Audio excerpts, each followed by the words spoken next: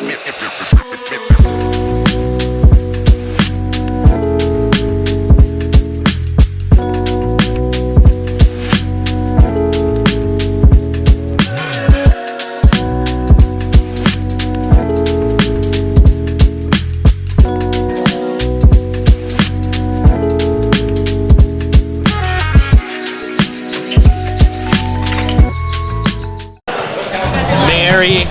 Christmas to all. Happy draft day. Bears are on the clock. We're here with all our people at the Breck Brewery Farmhouse. Of course, like all our draft coverage, we are presented by Raising Cane's. Raising Cane's delicious chicken. Go to raisingcanes.com or their mobile app to order online. Raising Cane's chicken fingers, one love. And we are also presented by Breckenridge Distillery. Products available in 50 states, so shop your local retailer at BreckenridgeDistillery.com for home delivery of award-winning spirits. We're here. Hank, Jake, I've got RK around here talking to the people, drinking some Breckenridge brew. We've got Todd Davis in the house. We've got all these people live, draft party. We do. And we don't know what to expect anymore. Not at all. Crazy top 12. There we go. Okay. Figuring things out. And it's coming through the microphone. You love that. Crazy, unpredictable top 12 as we talk through and figure out this audio. Yeah. Henry, do you want to give me any notes on this? No, it's a pretty crazy day. It seems like at this point, the heavy favorite is for the Broncos to wind up with Bo Nix somehow. Wherever you look, all the mock drafts, all the insiders leaving notes, it seems like the heavy favorite is for the Broncos to trade back, find a way to get Bo Nix, and to be honest, that's not the most exciting plan to me, but you know, at least there's some direction, and if all goes well, the Broncos have a quarterback for the next decade or more, and if that happens, then I'll be happy to say I was wrong. Well, Jake, how are you feeling about all this? Extremely nervous. Yeah, you seem nervous. Yeah. You seem like you don't know what's coming. I have no idea what's coming. I don't know what to expect, and I don't know how I'm about to feel in about 3.5 hours when this thing's all done. What are you most scared of, Jake?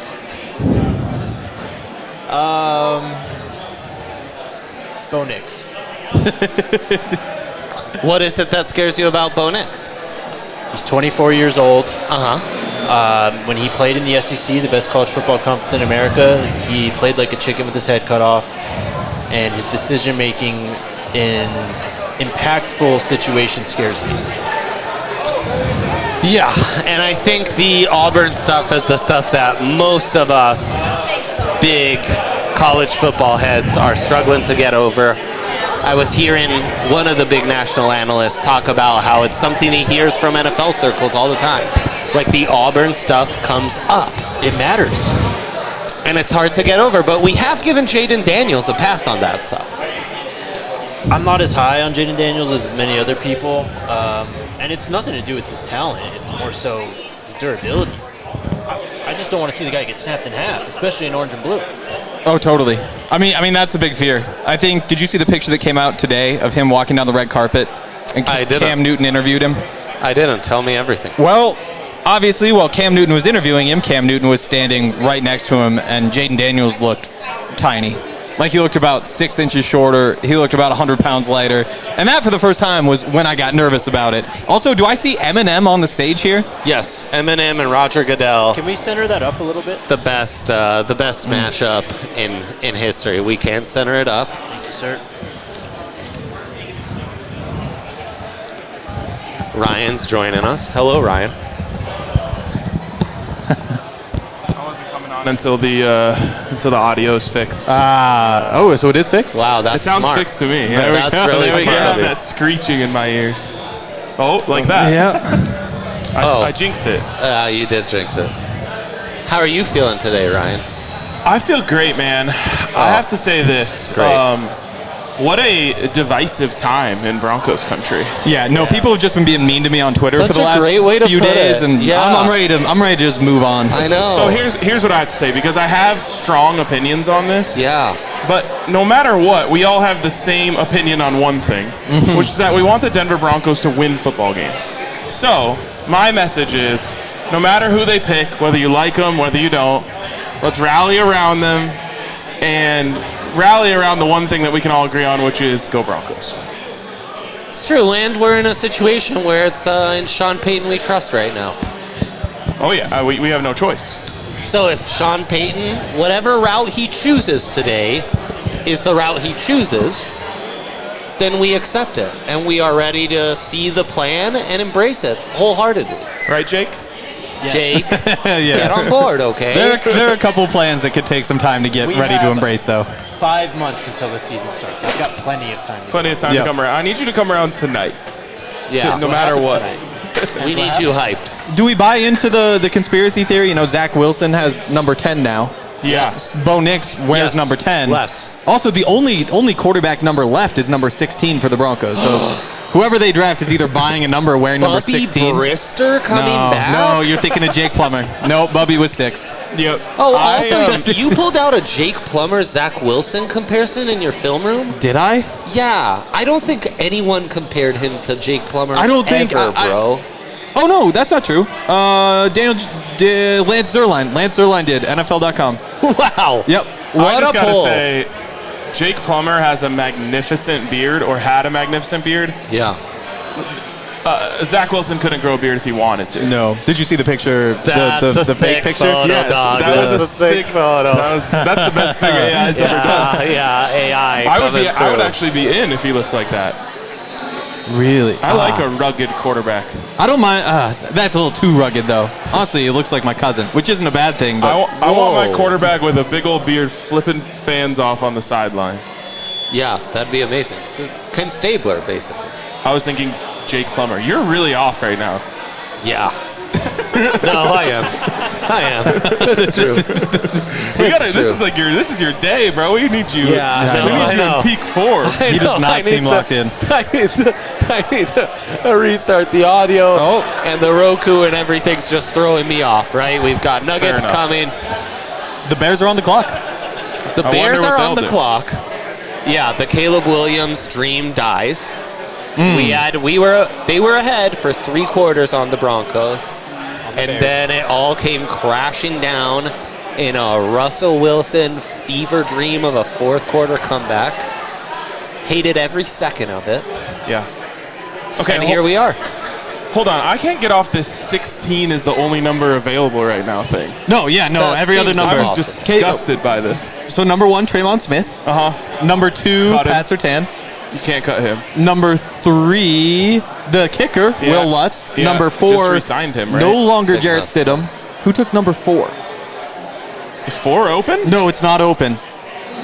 Somebody stole number 4. I can't remember. Wow. Okay. Wow. Well, we're gonna have to do something about this because you don't just draft Jaden Daniels and then make him wear number fucking 16. No, I mean that would be awful. That would hurt to look at. Am But I I mean, curse? Is there kids here? Yeah, no, there is. I'll dial it back. Sorry. In iShot, there's like a couple. I know I stopped myself from asking Henry, remember when you saw Jake Plummer, he asked you if you'd ever had a bananas. Yes. I That's right, the stopped bananas. myself from saying that. You're allowed to say because that. of the kids. That's biology of It bananas. is. that But was awesome. It's bananaology. Bananas. Phil Dorsett, Hank. What? Dorsett. Dorsett's 4. Philip Dorset is Dorsett. what we should call him. now, Yeah. Dorsett. Number 5, Baron Browning. Can I- Number 6, Hey, Yaya. Can I get a little? PJ. Can he hear me? Yeah, hit. Yeah. Can I He get a little doesn't have his sound in headset my on. headphones? Yeah. Same here. There you go. Trevor got you. Did they make the pick? Nope. We're gonna do No, this they're thing. going to milk I wonder. this Do whole you think block. this is you know how we have a countdown okay. before we go live to get viewers in? Yeah, sure, right. Do you think the NFL told the Bears hey, give us 10 minutes here? Yeah, they've been doing Yeah. this for 10 years of draft, yeah. Oh, Wow. yeah. I never thought of it from a viewership perspective. Oh, yeah, no, this is what they're doing. Okay, we got a request from Peyton Manning in the chat to not tip picks. No, that's not good. Tell him to pause. Tell him to pause and watch us on a 5-minute leg. Sorry, Peyton. No, So, we're not here's what pretending you we can don't all do, know who it Peyton is. Manning, a.k.a. the sheriff, a.k.a. my guy. You pause right here. Let's take a quick bathroom break. Let's go just take a lapper. And then we'll be on lapper? enough of a delay to where we won't spoil picks. But we are doing an online draft broadcast It's the advantage we have on TV, so we will be tipping off every single pick. Could you imagine, like, if we all just knew who the Broncos picked and we all just, like, sat and giggled and smiled at each other and didn't say on the stream what actually Wait happened? for it to Oh, come. you guys aren't going to believe this. Jake's just in silence, like sobbing, He's just but gone. like trying to not give it away. That'd be incredible. Where would... oh, never mind. I'm not going to do that right now. Oh boy, I'm still. So that sound, Yeah, no, I'm not loving the sound. I'm not loving If you're wondering what's throwing me off, it's the old whistling in my ears. You know what a banshee is? Oh boy. A banshee? Yeah, I know what a banshee is. Okay, yeah. This kind of sounds like one of those. We're talking about the one that you drive on the road? Or No. Halo? There we go. No, see, I didn't think so. No, it's the thing that, like, it screams in the forest, and if you hear it scream, it means you're gonna die. It's like a half woman, half demon type deal. Okay, so I think, if I'm correct, a banshee is the name of one of the vehicles that has 2 wheels in the front and 1 in the back. Really? And then there was also a vehicle that kind of resembled that you could use in Halo that was called a banshee. Wow. The Banshee flew in Halo. Yeah, but it kind of looked like it. Kinda, yeah. That's just not a good way to design things. So Because there's you a want aerodynamic. You don't want wider So that in the was front. just some Montana shit that you were on? I don't know. Maybe I guess maybe they only live in Montana. I haven't tweeted out this stream yet, so I'm going to do Yeah, it. no, that's important that we do that. Um, Well, they just need to take Caleb. So Like, Caleb geez, Williams what the hell at are we doing 1. here? Jaden Daniels at 2. Yep. At 3, there was a lot of talk of New England moving down. Now the latest report is New England's going to stay there. Drake May gets taken. And J.J. McCarthy remains a heavy favorite to be the pick at 5th overall. And I don't think that's to the Chargers, who are rumored to want J.C. Latham. And of course, Marvin Harrison Jr. should be locked in at 4. Now the question is, who moves up at 5 with the Chargers? Is it the G-Men? Is it the Vikings? Would the Chargers trade with the Broncos? What would it take to trade up with the Chargers? The Chargers aren't going to trade with the Broncos to let them get J.J. McCarthy. They definitely will not. Unless Jim Harbaugh's like, no He's one like- knows him better than me. Behind closed doors, he's like, Like- this guy's... It's like, JJ's coming, smiley face. Prep the practice footage. Okay, I have a request of the NFL. So obviously the rumors came out that the Chargers want to trade Justin Herbert so they could get J.J. McCarthy, right? You heard those rumors, and then everyone was like, dead cap, not possible, Yeah, blah, they're blah. false. Yeah, we heard the false rumors. I want the NFL to create a clause known as the "that would be electric" clause. And if a team like the Chargers wants to trade Justin Herbert so they can get J.J. McCarthy, the "that would be electric" clause gets to be enacted, and the 32 owners get to vote. And if more than 50% of them vote, yeah, that would be electric, then they can waive the dead cap. Wow. Or you could just transfer Oh it. my gosh. You just flip it. Yeah, you could And then you justify it and be like, okay, we gave him like $70 million in bonuses. We have to account for that. Just refund us for those bonuses. Yeah. You guys pay us. You take that dead cap, and we're good to go. Why wouldn't we do this? This is the entertainment business. That would It be is. entertaining. Everyone wants to see what would happen if they traded Justin Herbert and got J.J. McCarthy. Yeah. Yeah, It would you be know, electric. The thing is, we all electric. want things like voting top seed to vote, what wild card team do they play, stuff like that. When we have turned over to voting, like all-star games, we've ruined it completely. So I would warn against it, much as that whistling in my ears is warning me against my own sanity. The Banshees are coming, dude. I love a whistle in my ear. Boker Mavidi sent us a super chat. Oh, no. The pick is in. The graphic's been up for like 30 seconds. We got to hit that first. Okay. The pick is in. Don't spoil the pick, Henry. No, we've had the graphic. The pick is in for 30 seconds. Tell him, fine, tell him. Oh, it's Caleb Williams. Are you sure? Caleb Williams to the that's Bears. the tweets of it coming in. She just tweeted it. All right. Oh, well, if Rap Sheet's tweeting, you need to tell us, okay? You need to be on it. Are you our Rap Sheet eight guy? of those tweets run through here, and I Oh was my letting gosh. RK go on his electric. Oh, I boy. was No. cooking. You were cooking. So, for future reference, those are we're exactly clapping the kind clapping of for Caleb. sidebars you could feel free to jump in and cut short. I was letting my guy cook, bro. Thank No you. doubt. See, we've got maybe- chemistry over here. I know. And he's a respectful guy. Super chat? We're getting not signals listening, like someone's trying to land an airplane, but I'm giving the signal for super chat. I think they cut the sound in the bar, which is you know great. what? Great That news for makes us. sense. It is great news If for us. anyone here wants to hear us, just gather around. yeah, Gather. gather around. Also, Yeah. the Should've looks said that while we were on the sound. stream. The looks I was getting from people weren't of like, oh, what fun analysis. It was like, I really hate you right now. You're ruining my We experience. didn't really So- have a great rhythm because of the shrieking in our ears. So there was a lot of, I wonder who it was the worst for, like people here, us, or man. I people know. watching at home. I like Probably to us. imagine Probably somebody us. who is like, you know what? I'm watching the draft all night. I'm gonna make this healthy. I'm gonna go to the gym. I'm gonna put in some like AirPods or something, and then just bang, just right directly in his ears. It's just, you know, Yeah, that someone might have note. gotten in a car accident because of that. Okay, it would definitely be On worse for that Pacific guy time driving home. or girl. Okay, Someone Caleb should Williams tweet out is that we fixed drafted. that because we probably lost some viewers because of it. Let's hit that super chat too. We should. You want to talk It's- about? You want to cook on Caleb Williams? Let Jake cook. Let Jake cook. He's amazing, man. He's got Jake, everything. let's just a little closer. Oh, sorry. A little bit closer. Is that better? There he is. There's my This is guy. our first time ever doing a stream, so Yeah. What's a I've done this stream? before. Yeah, we don't do 8 hours of these a day. Caleb's amazing. Oh. He's a unicorn. He has one of the strongest arms, if not the strongest arm in this class. He's got the best improvisational skills. The common comp is always Patrick Mahomes, and it's because that's how he plays, if not more athletic. He's a phenomenal athlete. He can run the ball. He's just an all-around weapon, a threat to score from anywhere on the field. I would say he plays a little bit more like Fran Tarkenton, but I mean, they were Wow. splitting hairs there. Archie Manning. I don't know what Fran Tarkenton clips you've been watching lately. Just watch. No, if you just turn on Fran Tarkenton highlights, you'll be like, holy shit, that's the white 70s or 80s or 90s Caleb Williams. Heisman winner. The second he comes on for Spencer Rattler in the Red River rivalry, he takes over, makes some insane throws to Marvin Mims on the one. And, he's just an incredible talent. I know a lot of people in the chat are choosing hate over love, which, like, hey, your team did draft him.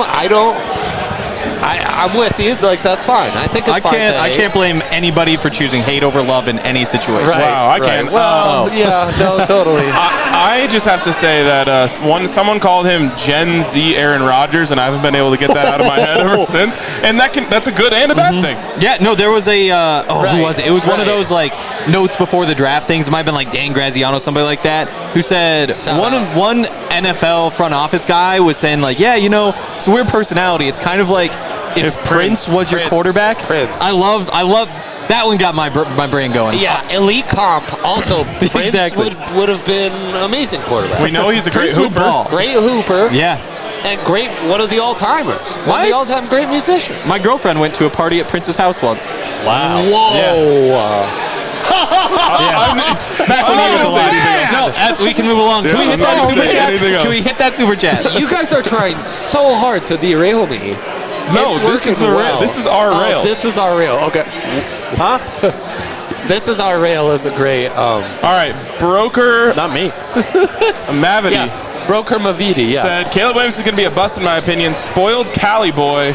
I don't think he has that dog in him. That's my hot take of the day. Look, I He did start at Oklahoma. for what deeply it's worth. respect Caleb Williams' talent, Yeah. but I also have been in football locker rooms and specifically NFL locker rooms in my life, and I think to act like his weirdness isn't something to pay attention to is putting on blinders on purpose. So I'm not saying that's going to make him a bust. I'm not saying anything like that, but he is weird. There's no doubt about it. And so, like, it'll be interesting to see how he's received in the Bears locker room, especially if things don't work out early. And I'm not going to say it's like a good thing or a bad thing to paint or not paint your nails, but I will say I don't think I've seen a single Denver Bronco with painted nails. Like I said, Well, I'm not. I might don't be know. time to turn the Every tide. locker room's different. Every person's different. How you're received is different. But like, Yeah. they're ruthless in there. Maybe the Bears paint their nails. Well, they're handing him the keys. They are big time handing this guy the keys. They didn't interview any other quarterbacks. He's already met with the team. And I think the bigger thing is how entitled and how much he was handed the keys in college, right? He's like this new generation of NIL. Yeah.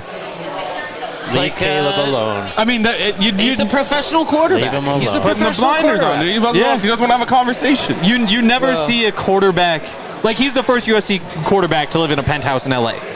Like it's just a different vibe than like college quarterbacks back in the day. I mean, I would imagine. Probably I don't not. think. Wow. You think Matt Leinart was come on. living in a penthouse? Yeah, No. with No. Yeah. I would bet Matt Leinart was living with 3 other boys. I would bet. I bet that there were. I bet he had Heavy 3 roommates. allegations. That's what My happens. goodness. That's what college football is supposed to Oh be. my gosh. That's what you do. It's all like your buddies. Like I hope you all live together. production's on the graphic for that, because that is a heavy breaking news thing. But I'll figure it out. I'm pretty certain about this. Okay, a pick is in for the Commandos. Ooh.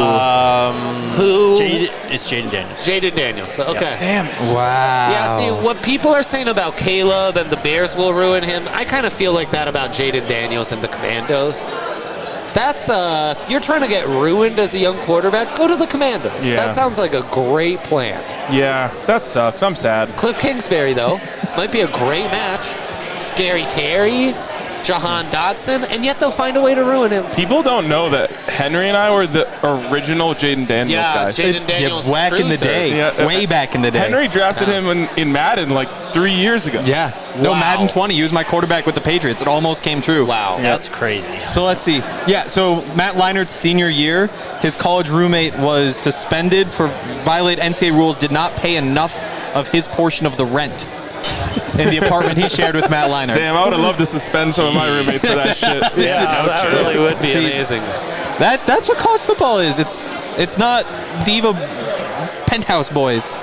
You know? Maybe in the FCS. I think at USC it has been Diva Penthouse Boys for, I don't know. 25 years plus. I mean, Matt Something Leinart about being an Penthouse example. Boys is not settling well in my the ears. way Henry's using boys is not the best. It's not true. It is the best. Okay, so Jaden Daniels, I was really excited about him. I thought maybe he would slip, but he gone. He gone. Yeah. I put in a drink order with Marissa. I don't know what happened to it. I just had a magical Mountain Beach sour here in front of me. So. Well, you guys Which was meant to be for me. Let me tell you about Marissa. our presenting sponsor, Yes, no, Raising good time for Cane's that. Good time for that. Couldn't you tell? magical tender chicken fingers that you Chicken, dip CH. in cane sauce. Oh, yeah. Heavenly. And is it J-Mike that does the thing where he takes he takes the Texas toast and he slaps the chicken in there and the Texas toast sando with some cane sauce, because it's a lot of breading if you're not putting some cane sauce on true. it. And it's perfection. Perfection in a bun, one would say. No, in Texas toast. That is what you get at Cane's. So yeah, check out Cane's for cook to order, hand-breaded chicken fingers. Race into Raising Cane's. Turbocharge your chicken fingers and get them even faster by ordering online at raisingcanes.com or through their mobile app. Raising Cane's chicken fingers, one love. And Breck Distillery, award-winning spirits that you can now get in 50 states. Breck Distillery is good stuff. I think they have it here at the farmhouse too. Probably. And we've got all this beautiful swag. Shop your local retailer or visit them online at BreckenridgeDistillery.com for home delivery of award-winning Breck spirits. Apres anywhere. Almost. So Adam Schefter tweet says, one source said there is 0 chance the Patriots trade the number 3 overall pick. All They right. will stick and take their QB of the future. Interesting. Who's their coach now? Gerard Mayo. Oh, well, J.J. McCarthy and Mayo, they go together perfectly. JJ and Mayo? I don't get it. He's super white. Oh, snap. But Drake May, right? Oh, May and Mayo. Yeah. That's actually even better. I That's even think better. Drake Mays literally only played in the Mayo Bowl. Dukes. Whoa. He Dukes. did. Wow. Okay, have you guys had Dukes Mayo? No. Bro. Hey, no free ads. Yeah, no free ads. No Come free on. ads. All right, let me just say, if I was going to put it on some Raising Cane's fries, it would be amazing. I have to apologize to Raising Cane's. I was not familiar with their game. I know, right? This is like I know. prime. I know. This is legit ass gear. Yeah, you're getting roped up, my boy. I can't believe I'm going to be caning it up on the golf course this summer. I know. I didn't see that pretty coming. amazing. I didn't see that coming. Did not see that coming. So at 3, this is the big pick. Yeah. Do you believe the reports that they're staying here, and do you believe it's Drake May? Because I was starting to believe I hope they take Drake May. that JJ could be the pick here. There was a second this morning, Ryan, where JJ McCarthy next team, the favorites were the Patriots at plus 160. Was that a trade? Drake May. Oh. Drake May. Yep. Drake May. Drake Okay. May, number okay. 3. Okay. New England Patriots. Good, bad, or neutral for the Broncos? By the way, I asked you if this was a lock, this exact 3 order. You were like, no, not a lock. I placed the bet. Bang, that just hit. Dang, I meant to ask you for your bets today. I was so busy today. Bro, over Because of my 7.5 Pac-12 guys. We got 1 off the board already. Wow. Yep. It's going to be Jaden fun. Daniels should count. The pick is in. It's Drake May going to play for Gerard Mayo. He who used to play in the Duke's Mayo Bowl. So, bang. May on May. Lots of mayo. This is good for me. And now I realize that this is a polarizing class of quarterbacks, but I did not like Drake May. I wouldn't have wanted him if he fell to 12 to the Broncos. Wow.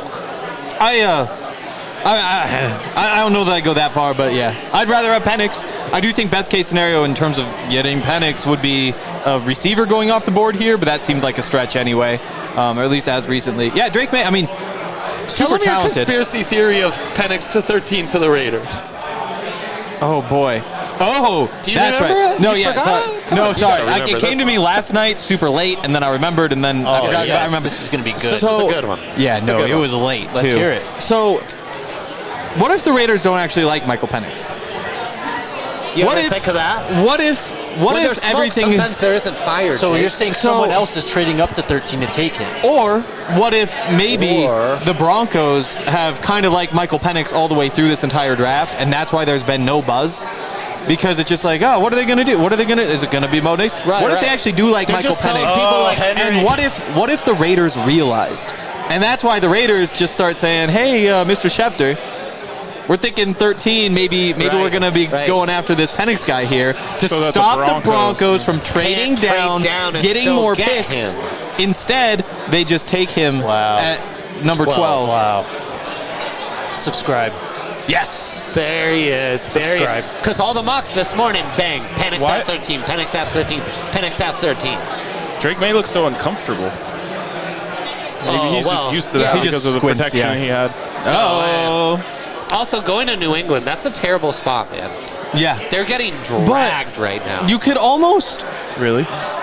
Yeah, it's a shitty organization. It is.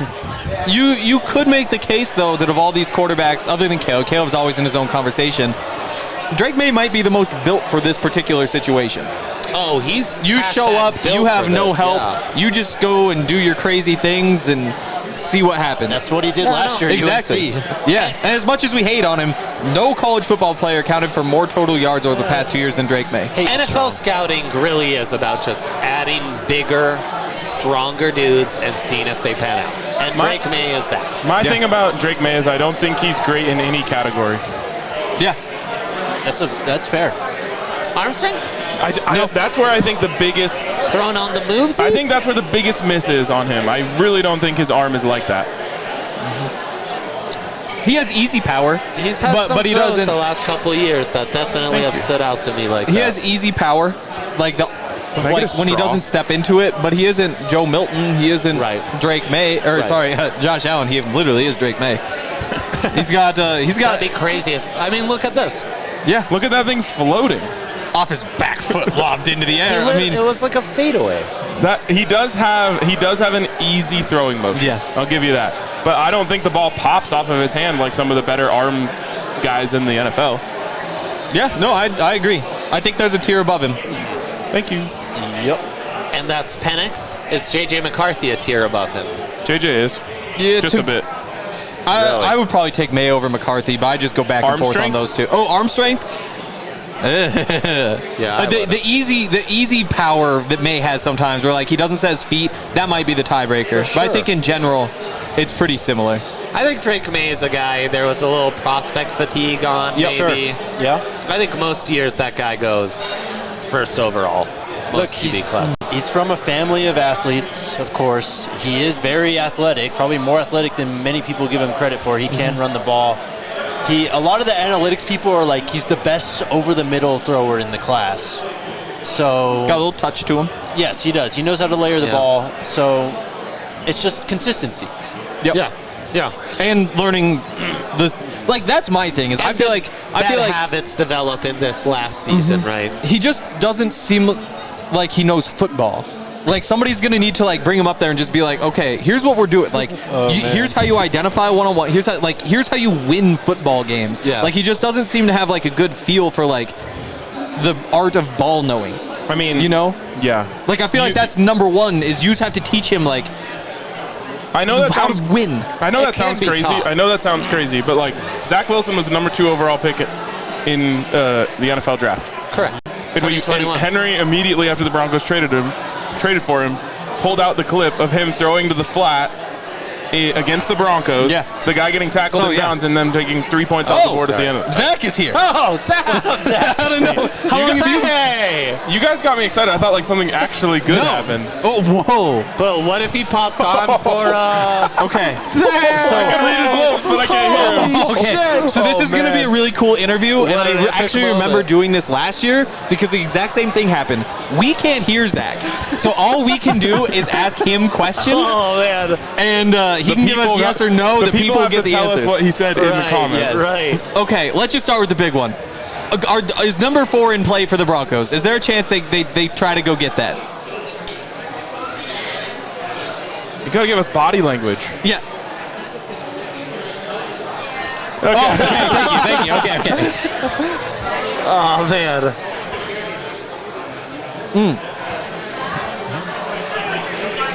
If I'm sorry to cut you off, Zach, but I'm actually not because I don't think anybody else can hear you either. Oh, no. The chat can't hear him? No, yeah.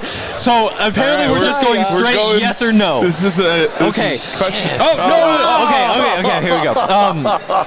Okay, so Do you 4 is believe- off. What about 5? Is 5 in play? Oh, Chargers. That's a Chargers no. That's a Chargers no. Does J.J. McCarthy slip to 7, Zach? The people can hear him, so you can go back to answering, but please give body language also. Oh, he hopes J.J. slips to 7. That is his guy. I hope JJ's in play still at 7 because that's Look at that when I think smile. You can just Broncos tell he actually likes make a move up.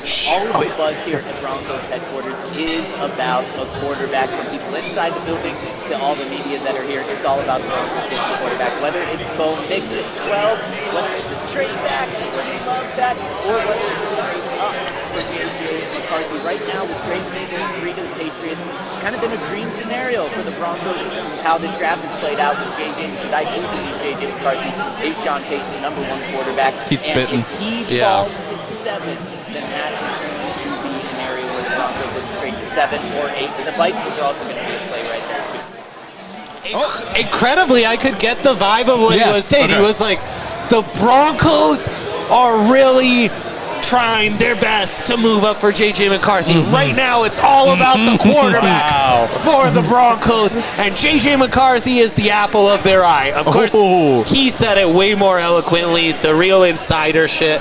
I can't believe our listeners get to hear it, and I don't. And if I could throw one more request out there, just when you're talking a little more lip, just give us a little more to read there. If you could just there, exactly. There we go. That's what we're looking for. So Zach, it looks like you are at the Broncos facility, the Pat Bowlen Fieldhouse. Marvin Harrison Jr. Oh, Marvin Harrison Jr. to the Cardinals. So far. Good. Wow. He told us 4 was off the board. Let's try and stay on track here, boys. Sorry. Zach, so It starts at 5. your feeling, if it's not J.J. McCarthy, what's the move for the Broncos? Bo Nix. I don't think it's going to be Michael Penix Jr. I'm sorry. Looks like a couple bees. I'm sorry to everyone that loves Bo Nix? Brock Bowers? I think it Bo was Nix, Brock Bowers. Bo Nix. Bo Nix. Damn, I was hoping it was Brock Bowers. Bo Nix in a trade down, Zach? Trading down to get Bo Nix? Quarterback. He's not even talking. Damn. Shame. I got it. So Penix is Penix. If you think Penix more likely won, okay, so we don't even need to play a finger game. It's Bo Nix. Really? I think you thought he was saying Bo Nix. He was saying Penix. But Zach, what if all the Zach? What about this? What if all the Bo Nix stuff was just smoke and Penix actually is the apple of their eye? It could be. That could be the way that it plays out. But everything that I've heard is that, the Bo Nix stuff over Penix is legit. So I do think it would be Bo Nix. Whoa. You could tell he meant whatever he said at the end. That's definitive right there. Dang. Okay, well, I think we'll start talking about Bo Nix. I think. And why that's a good do you want to give your take on Bo Nix first before you go? I think Bo Nix is like a big stamp on a guy saying that he can do things that a lot of other people don't think he can do. But Bo Nix from the very beginning profiles as a Sean Payton sort of guy. But it's that is going to wow you with what he's able to do with his mind. And so if Sean Payton drafts him, it shows that Bo Nix passed those tests in flying colors. Thanks, Zach. Great insight, as always. We'll talk to you soon after the Broncos make their pick and you hear from the people who made that pick. Thanks, Zach. Goodbye. Bye, Zach. Bye, Zach. Best of luck at the Valley. Wow, I wonder what he said. I know, if the chat would only let us know. I saw one person said the chat said Zach said Henry smells like cheese. How would he even know that from there? Guy's Guy's like a psychic or something. Like, in your around life. you a lot, yeah. Oh, yeah. Yeah. I feel like in particular right now, I don't know how he knew that. So, guys, the draft has officially started. The first 4 picks went chalk, which, every year it goes chalk at the top. I'm so bored. I'm so tired of drafts going chalk. But now, the Chargers at 5. Can they resist? Do they take J.C. Latham? Is this where the Giants move up just one pick to take J.J. McCarthy? If so, and the Chargers stuck at 6 and took J.C. Latham, I would win a big bet on that because, draftception, I was thinking ahead. Was that the one that was 2-1? Ball nowhere. Or even bigger? No, this was like 6,000. So Marvin Harrison Jr. and Kyler Murray, that's kind of fun. If you're as fun as it could be. They got rid of Rondale, so they lost it. Okay, where did Rondale go? Where did Rondale go? Oh, boy. Oh, Jesus. Okay. Did you ever have that dip that was called Rondell? Boy, lots of free ads today for me, Ryan. Tennessee? I'm looking it up. Tennessee is not Rondell. I think it's more of like a French thing. Falcons. Falcons. That's He's right. a dirty bird. He's a dirty bird. I was right about something about the South. Bo Nix, though. Who do you think on this set likes Bo Nix the most? Dre. Yeah, I think Dre. Yeah. Sell us, Dre. Yeah, no, so here's the thing. Two of the biggest analytical factors you should look at for quarterback success. Touchdown percentage on a per attempt basis. Depth of yards per attempt. Ooh, average depth of target. Yeah. Yes. Bo Nix leads this class in both metrics. Wait, in terms of deepest? That's correct. There's no way. Oh, no, there is way. Because all you do is read Twitter and see clips, and you don't actually grind the film. We're all grinding the film. It's not where you find advanced metrics. We're all stuck in this loop where we think he only throws screens, and actually the guy was throwing it for a lot of yards and for good depth. You were tracking his depth of target when you were watching the film. That's how you got that number? Yeah. No, I looked this up. Oh, okay. And then it was like, damn. But from what Draft Twitter was telling me, I thought the opposite. He does throw a lot of screens. And then, Screeny boy. 33% of his passes. Chargers are keeping number 5. No keeping number 5. J.C. Latham, first offensive lineman, and we're happy. We would love Anyways, and then he showed some real polish, right? So he went for it. He could sling it downfield, but he also showed some real polish this season. He was throwing it with supreme accuracy and supreme confidence, and his game was kind of at the next level where he's starting to do some eye manipulation stuff and what have you, to where now people in the chat are saying, like, oh, he's just a game manager. Yeah. Hey, right. He is. And he's I fallen don't into even know that I can game he's manager. fallen into another fallacy, right? Wrong. The guy had 6 Not a years game to figure it out. Eventually, right? Same as Josh Allen. Took Josh Allen 6 years, 7 actually. Don't hate right now. Just 7 okay. actually. All right. But then if you go back to like the Iron Bowl that he won as a freshman against the Bama defense, chock full of NFL talents, you see the off-platform. You see the ability to improvise, to sling it deep, to run around and be a dual threat. So in a lot of ways, he has both. He just wasn't very consistent at Auburn, which was a complete trash fire. And, if we can get over the age thing and the Auburn stuff. A surprise. Joe Alt. Shit. Yeah. Sorry, Dre. Well, I lost a lot of money. And there. just to make matters a little worse, Bo Nix 6.9 yards average depth of target. Penix 11.4. Highest in the class. No. 11.4. 11.4 for Penix, 6.9 for Bo Nix. I'm not looking through all of them. Oh, he's looking up at Liar PFF now. Average depth of target. Where did you find it? No, it's average. It's yards average per yard per attempt. He did, yes. Okay. Yeah. Yards per attempt, yes. Yeah. Catch and run. What? Depth of target more. The receivers did the work. Well, the running backs did. The receivers, too, did the work. I could throw the Bucky Irving. No, 7 yards is like the average that. Said 6.9 is good. I mean, 6.9 is I'm high, trying so hard not to high compared to others. Late career Drew Brees was around 6.8. So there are some matches there. No, you got to compare it to college. Here's the thing about I do not know those. about Bo Nix, and it's something that I think Broncos fans have to really consider. Bo Nix is old, but Same age as Zach Zachy Wilson. Wilson But- and Michael Penix. Sean Payton is not thinking about the 10-year plan for the Denver Broncos. I'm sorry. He really just isn't. He's thinking about the 5-year plan for the Denver Broncos. And so if he thinks Bo Nix can cut it, he doesn't care that he'll be 30 years old when he signs his second contract because he just wants to win a Super Bowl in Denver and then ride off into the sunset. I don't know if Bo Nix is the guy to do that, but I'm just telling you, the age thing I think you have to throw out the window. I think Bo Nix could be a really good pick. I just don't think at 12 when you are in this kind of situation. And You know? my same complaint about Drake May, which is that he's not great at anything, is definitely true of Bo Nix. No, Maybe accuracy. That's right. It's I've talked about with Bo Nix a lot is how elite are those raw tools? Where are those true anchor traits, right? Mm-hmm. And I think, a Hurts plan like the Eagles did where it was like, I'm not sure this is our guy, but we'll take a flyer on him and see where we're at in a couple of years. That could work with Bo Nix, Hurts was drafted in the second round. Yeah.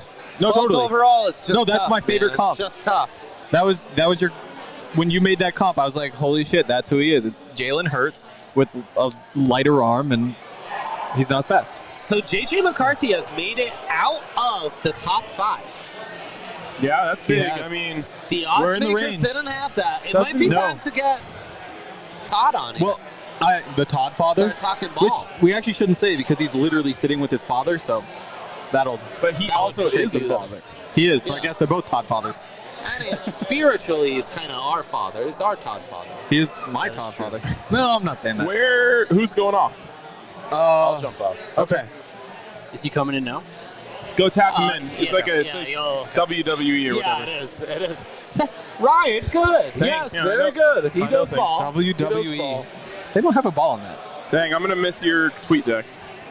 That was nice to have. Yeah. Oh, I got your insights, but your tweet You need deck. to be on top of the noties, bro. So, the Okay. rumors about the Giants that they're sneaky interested in quarterback, but also Yes. that quarterback was Drake May. Yes, it was Drake May. Yes. So, where does that leave them Okay, here? wait. So if we get past this pick, Prime trade up spots. 6, 7, 8 become prime trade up spots. And Ryan, if you move up to 7 or 8, you don't have to give up a future first.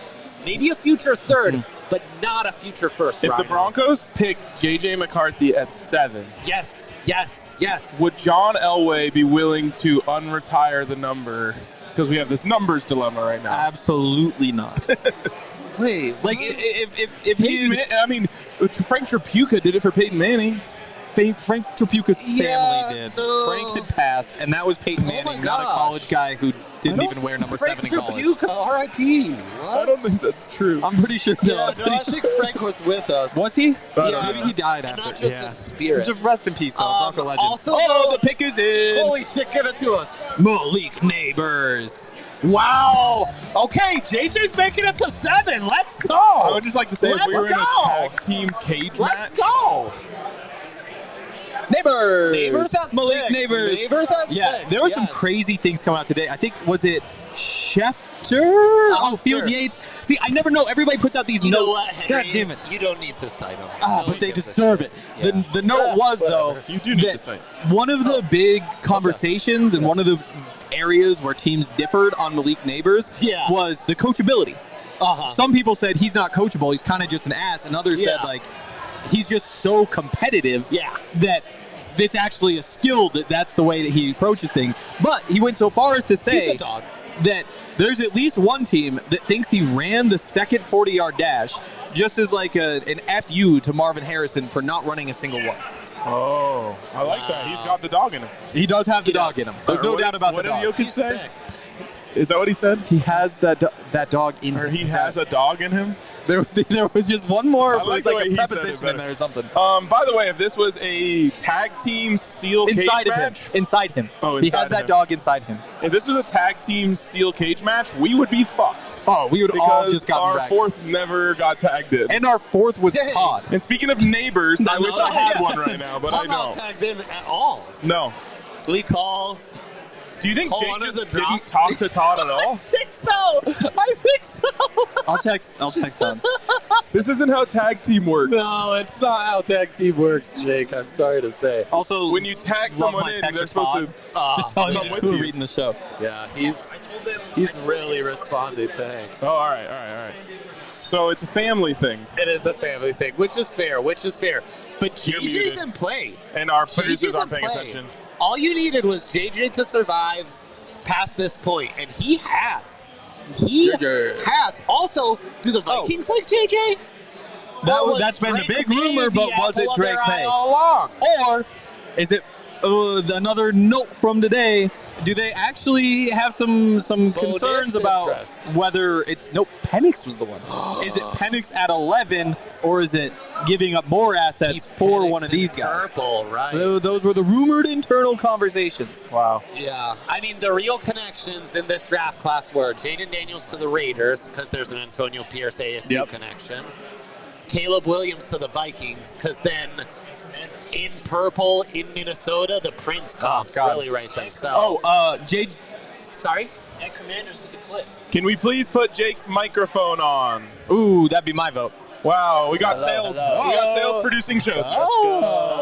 Wow. Yeah, I don't know. Yeah, he has been a little. We're persevering. Thank you. You are never off when you go have some delicious Raising Cane's. That is true.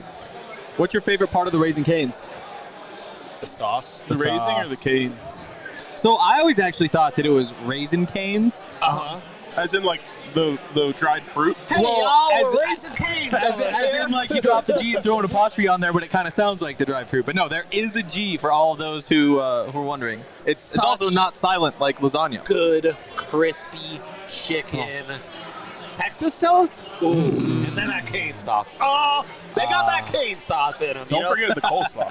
I would have the. Yeah. You're a slaw guy, huh? Big slaw guy. I don't like Some to would get say you're slawed Slavic. up too much. Oh my god! But you know, cooked to order, hand breaded chicken, fingies, race in to Raising Cane's.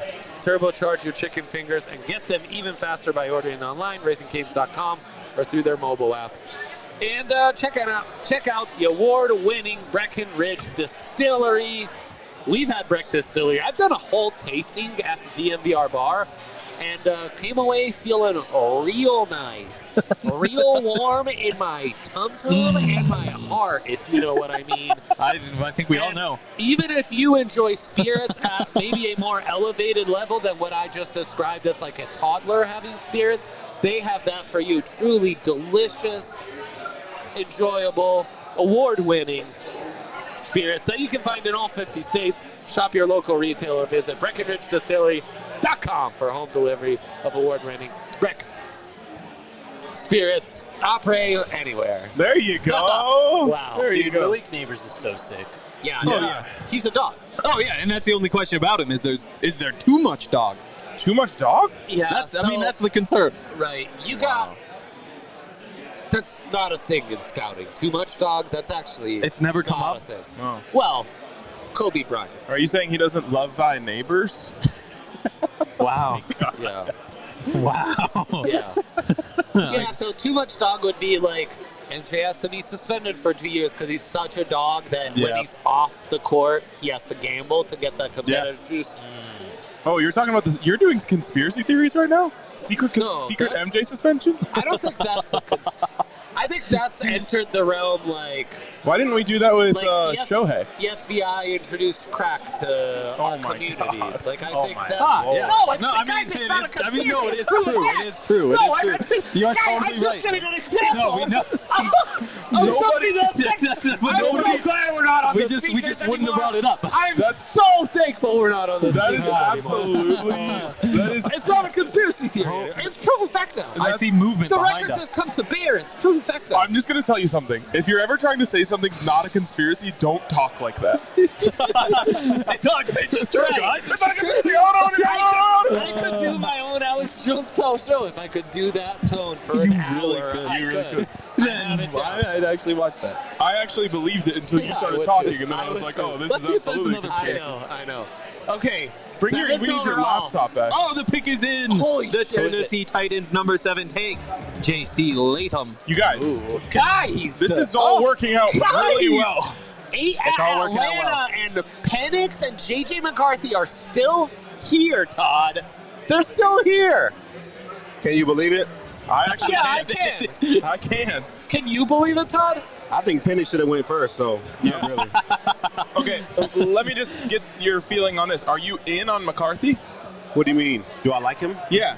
I haven't seen enough on tape to like him. Okay. No, you didn't get your wow. hands on the practice film. Yeah, you know, I didn't get it. Right. Right. I think he's solid, but I don't know if he's a first-round pick, in my opinion. Okay. All right. Yeah. Great team, great running back, great online, great receivers, and they never highlighted him once. 5-star recruit. They did. Now, True. the only thing I'll say about that, and it's a good point, is what many will say is the knock on J.J. McCarthy. Very particular situation at Michigan this year where, you know, they're being accused of spying on other teams. No, they did. No, it sounds like it's proven, right? That's not a conspiracy. And about 5 games into the season, it kind of seems like they shut it down and said, you know what, we're going to win these games until we hit Penn State in November. We're winning the next 6 by like 4 touchdowns. And we can just rein it in, go totally vanilla, don't show Penn State and Ohio State anything. And just, you know, and JJ was kind of suffered from the fact that he's in this vanilla offense that they're not really trying to show anything and just get through it. And Penn State and Ohio State, they largely were able to beat by just running it down their throat and not needing much from JJ, right? Oh, so, you know, when you were, you know, breaking that down, I thought you were going to say, and then in Penn State and Ohio State, he balled out, but they still didn't need him. That's true. We were They didn't need him at all. We were having a conversation about Malik Nabers earlier. Yes. Very fast, very good at football, Yeah. almost flawless. Yep. Some concern, though, that he's too competitive, not super coachable because he's just. There might be too much dog in him. Is that possible? Has too much dog, Todd. No, I don't think so. You can never have too much dog. You're No, talking I to a don't guy think who so. played with Aqib Talib. That is I don't true. think you have too much dog at all. Aqib was maximum dog, and I still like. If there was more, I would have loved it. Heck I don't yeah. think that's a thing. I agree completely. I guess no such thing as too much dog. Because what is like too competitive, like Michael Jordan? Too competitive That's sounds what I like said. something. Right. Yeah. Worst thing happens is John you're Owen. suspended for a season and a I mean, half you- for you gambling. may- That's how competitive You may are. punch your teammates in the face, but I mean, we're winning. Right. You know what I'm saying? Right. Yeah. That's a dog. They Yeah. probably deserve to be punched in the face too. They No, probably did Bobby something to help us Portis. lose. Daniel Jones, yeah. They probably Wow. drafted him and on the call were like, hey, Malik, I need you to sock him in the face the second year. Like, Wow. this guy's got to wake up right away. Damn. And he was the man for the job. Drew Lock does have that dog in him. There are some other complaints, but he has some dog. I wonder if maybe that little Nabers Drew Lock connection Oh, wow. might make a little more sense than the Daniel Jones. I don't know. I do have to say, Malik Nabers' chain, best Malik? thing I've seen from anyone tonight. Yeah, it was dope. That went crazy. It's that NIL money, baby. Yeah, it's crazy. Well, once you declare for the draft, your agent can give you money. Oh, that's Yeah, true. they kick you a little bit. Yeah. They do. Yeah. Man, the Titans taking J.C. Latham, that's a very, like, a Vrabel pick. But Vrabel's not there anymore. Yeah, who's there? The You're Titans our guy. head coach You're our is. guy. Come Here on, he is. coaching carousel God Chisholm. damn it. Drum roll, please. Oh, wow. Wow. I'm blanking. Dang. I'm blanking. Oh, man. Back in the roster. Where did he Hank is come blanking. from? That's Back to the tough. Broncos roster. Not back of the NFL coaching roster. Oh, man. Son of a famous was coach. it a second chance guy? Yeah, actually, it's a so we've just done a lot of conspiracies. Son of a coach who finds himself caught up in some NFL conspiracy. Steve Belichick. That's a good one. That's a good one. Oh, any Kubiaks? No, Nah. Oh, there. no. Andy Reid's son, I think, is in jail, so not him. Whoa, Brian Callahan.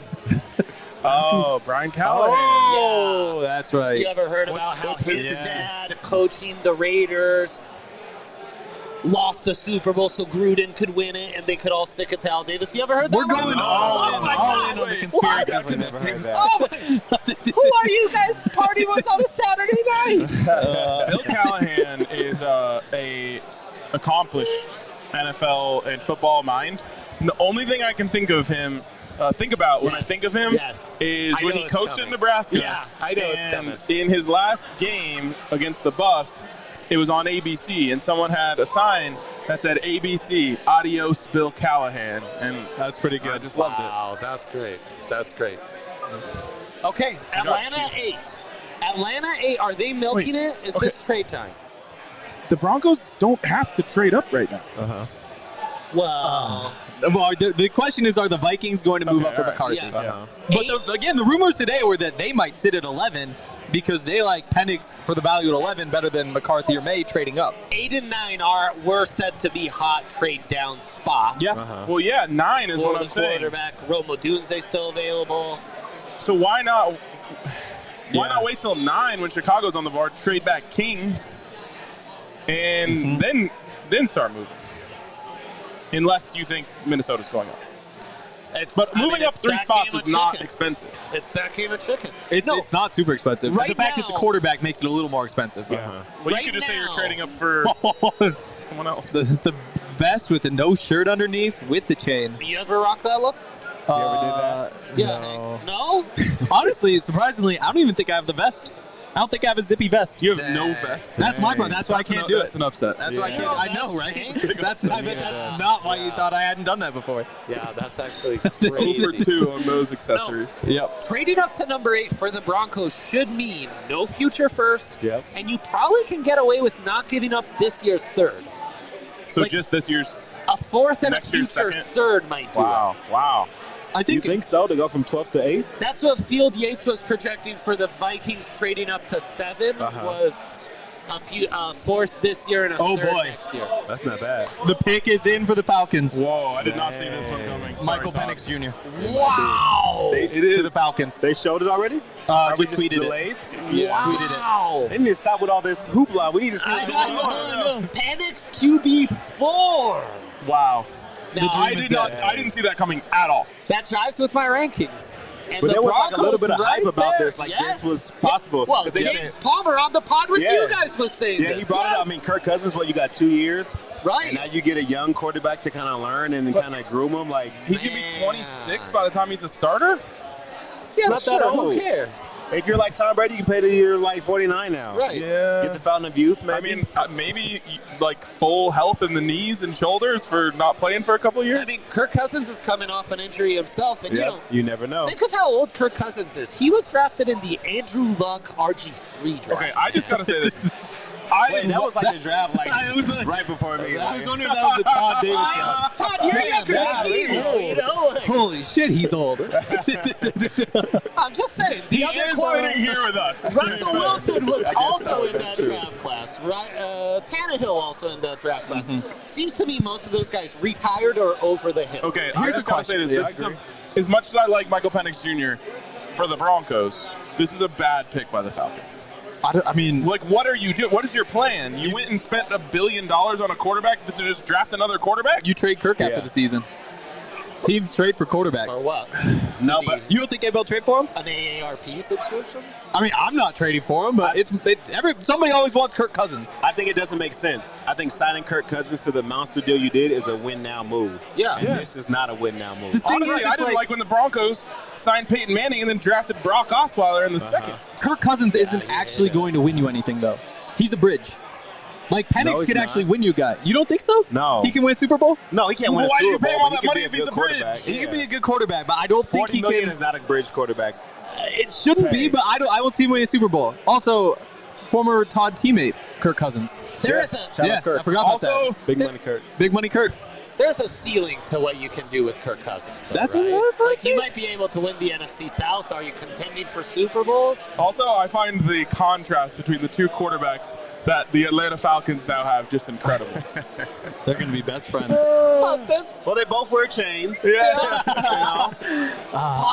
Because Pocket Kirk Cousins was quarterbacks. never an Atlanta quarterback. I really wanted us to have like a DNVR branded do-rag. Yeah, that would have been dope. It would have been so good. gotta Penix say- will run Atlanta. Huh? My guy, yeah. my guy Neely really wanted Shador to Atlanta. That dream is definitely dead now. Yeah. Yeah. Well, in the end, we've had talk about modern football. 4 quarterbacks, 2 wide receivers, 1 left tackle. That's your top 2 8 left picks. tackles. Oh, yeah, well, one's a right tackle, actually. Okay. Casey Latham, the one old school football guy, I guess. I wonder how he feels about that. Like, nobody wants to get picked 8th overall to sit. Like, I know. especially for him. Yeah. In my opinion, he was either like the second best quarterback in the draft. Like, He's And so the ready. most To me, pro-ready. he's He's so ready. he's ready. absolutely ready. He's But- absolutely ready. In retrospect, isn't it like a godsend?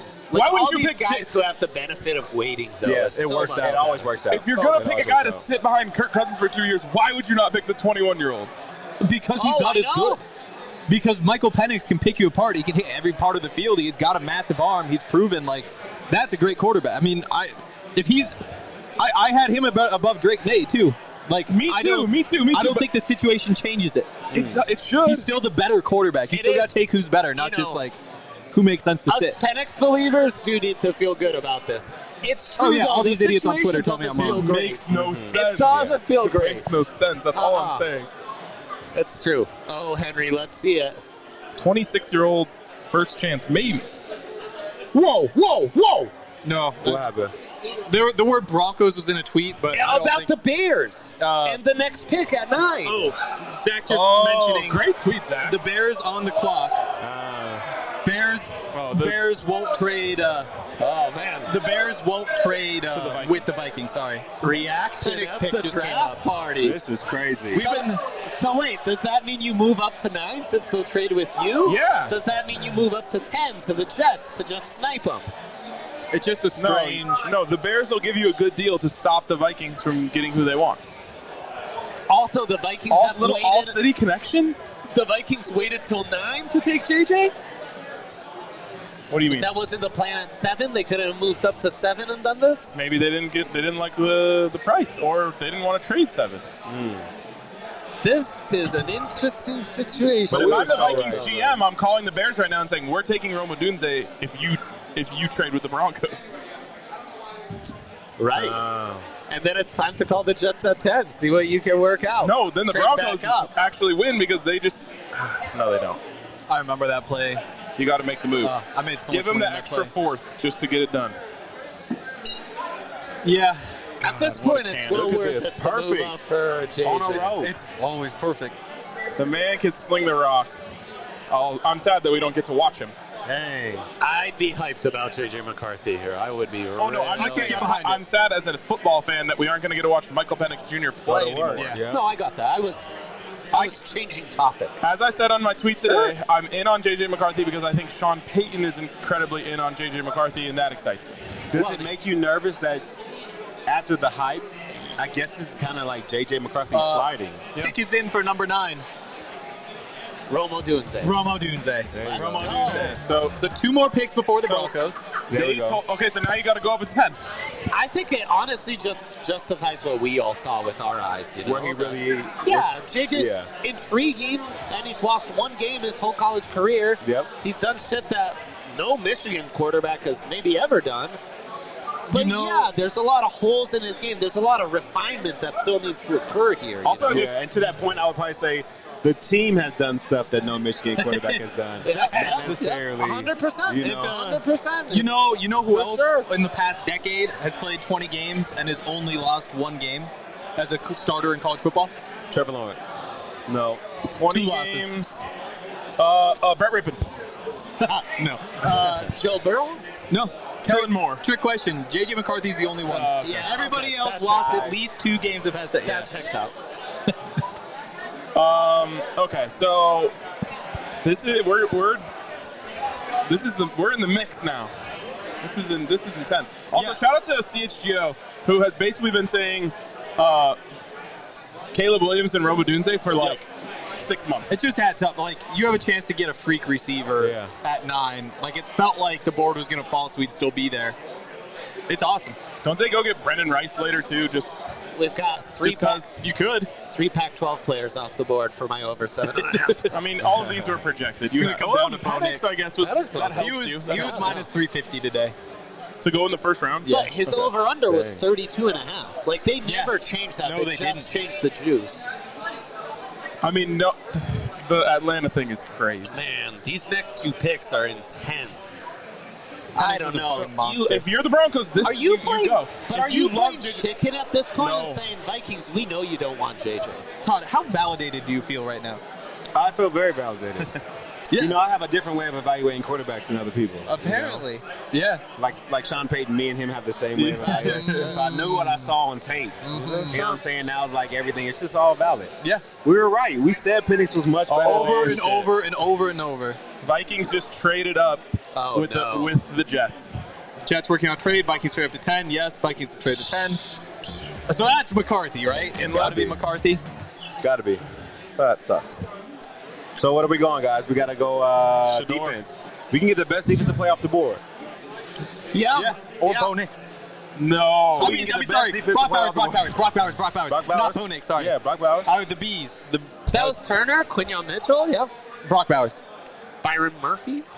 I want Brock Bowers. That's yeah, all right. let's. I'm caught up in the vibes right now because I thought we were going to have a really exciting night. Let's see. But this is okay. This is okay. This This is pick this is, is my original plan here, the Shador plan. I think trading back right now wouldn't be a bad idea either. Yeah. I think that's the ideal. Trade, I trade wouldn't back into infinity for all I care. I wouldn't Yeah. trade back with Brock Bowers on the board. Like, to me, he's just the kind of guy who's worth it. Like, I'd rather have Brock Bowers than have 2 guys in the 20s or whatever. Like, he's a freak. He changes the offense. We need someone like on full-time Twitter duty right now. I know it keeps Yeah, fading. it's, Oh, let me take it off the battery saver. Or just bring Jake over. Jake, just come stand here with your computer. It's up to date, baby. Yeah. Yeah. He's got the tweet deck going, so he doesn't have to refresh anything. So They announced the trade. Yeah, the party's seen the trade. Yeah, which, they you know, wanted. I'm not gonna lie. I'm not You a don't JJ love. McCarthy fan. I was excited about him just because I felt like there's Yeah. a chance that Sean Yeah. Payton, it was his guy, but the Broncos could have made this trade for sure. Oh, I would watch. Yeah. I would imagine they tried if the Vikings wound up actually trying to make this pick. Well, they could have made it at 9 potentially, unless the Bears were really locked in on Odunze. When's the the last Vikings- time Sean Payton traded back? 2007. Yeah. His second year as a coach with the Saints. The second Now year in with his the Broncos. second year with the Broncos. Vikings and Giants made offers to the Patriots, no Broncos, according to Rap Sheet. Why would they trade up? Oh, if somebody three. else, anybody else could jump up. It doesn't just have to be the Broncos. Gave up picks 129 and 157. Also got 203 back. Yeah, That's so the not much. No, the It's not Broncos much. could if JJ was their guy. They could have beat that easily. 100%. So we didn't find a guy. So we got Zach Wilson. So it was more than an insurance policy. Yeah, unless they draft Bo Nix at 12, in which case Or they it's going thought to be a Penix hell would of be a there. night. It's going to be a hell of a night. Yeah, I mean, maybe Drake May was the apple of their eye, or maybe it was Penix, you know, and Atlanta kind of sniped him with that 8th pick. I think right now a trade down would be just what the doctor ordered. Replenish those coffers. It's all about 2025 when you'll have a ton of cap. Yep. And the number 1 pick. No, that's exactly right. Endure for Shador. I mean, Shador and J.J. McCarthy, I was looking at that 2025 class, and to me, you know, you're projecting similarly, and Shador was the guy who was graded higher. Oh, I would take Shador over J.J. McCarthy or Bo Nix or any He of those guys was in a heartbeat. earlier in the season by like Mel Kiper as well, right? Like when Shador was thought of a potential draft pick before it was clear he was just coming back to be with Prime. Pick is in. Give JJ it to us. McCarthy. J.J. McCarthy. Yep. Okay. At 10. I'm not going like 5 of the top I'm 10 not are McCarthy guy. quarterbacks. Yep. I I had think. Penix higher than him, so. Yeah, me too. And that's why, like, if I was in the Broncos' position, again, this is why I'd be a terrible GM because I don't handle the pressure well. I probably would have panicked and taken him, even though I don't like him. No. Because he is a quarterback. No, I think I would have. But I do think it tells you it what makes they sense. thought of him, though. Yeah. Because you wouldn't have had to If give they up much. wanted him, they had that opportunity to move up and get him, and they stayed put. Yeah. But could that be because they love Bo Nix? No. We have to entertain Yeah, that I idea. know, I think We it's have the to most entertain like that It idea. sure could be. Yeah, it could be 6 quarterbacks in the well, top 12. It could be. Yeah, I that'd be actually could see the Broncos, instead of trading up for J.J. McCarthy, say, let's keep those picks, and we're going to take Brock Bowers here at 12, and then we're going to jump up to 31 or 32 later and get Bo Nix. I know, but how do you make that jump without having gotten some capital by first trading down? Oh, you don't yeah. have a second. Yeah. To trade from what? 40? Like 60-something to 76. is the next 76. pick. Oh, Yeah. right, because they don't have Yeah. Okay, I see what you're saying. So you'd probably have to give up next year's first to get into the first. You might, if you gave up next year's first, you might be able to get a late first this year.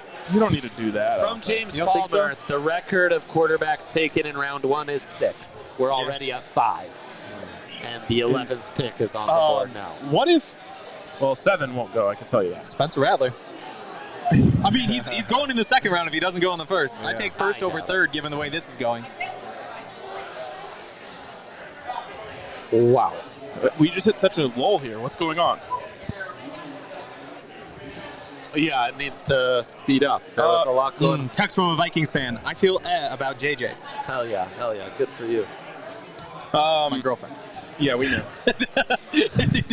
Benjamin Albright says that J.J. McCarthy wasn't a top 3 quarterback on the Broncos board, but He wouldn't be a top 3 on mine. he wasn't top. He might have not been top 3 on anyone's. Yeah. He was He number wasn't- 5 on mine. He was in top 4 in how the draft played out. Yeah, that's what I mean. Yeah. I think that's fair. And I think that's what we saw, like you talked about, like as much as they tried to, push the narrative that he's climbing all the boards, it could be second Yeah. off the list. I think that's what everybody saw. Yep. We're on point. All right, where are you at right now? for sure. Percentage that Bo Nix is going at 12. 35. 35 Bo Nix. I'll go 50 Bo 25. Bowers or Brock Bowers. I'm effing up his name. Big time. I think it's 50-50.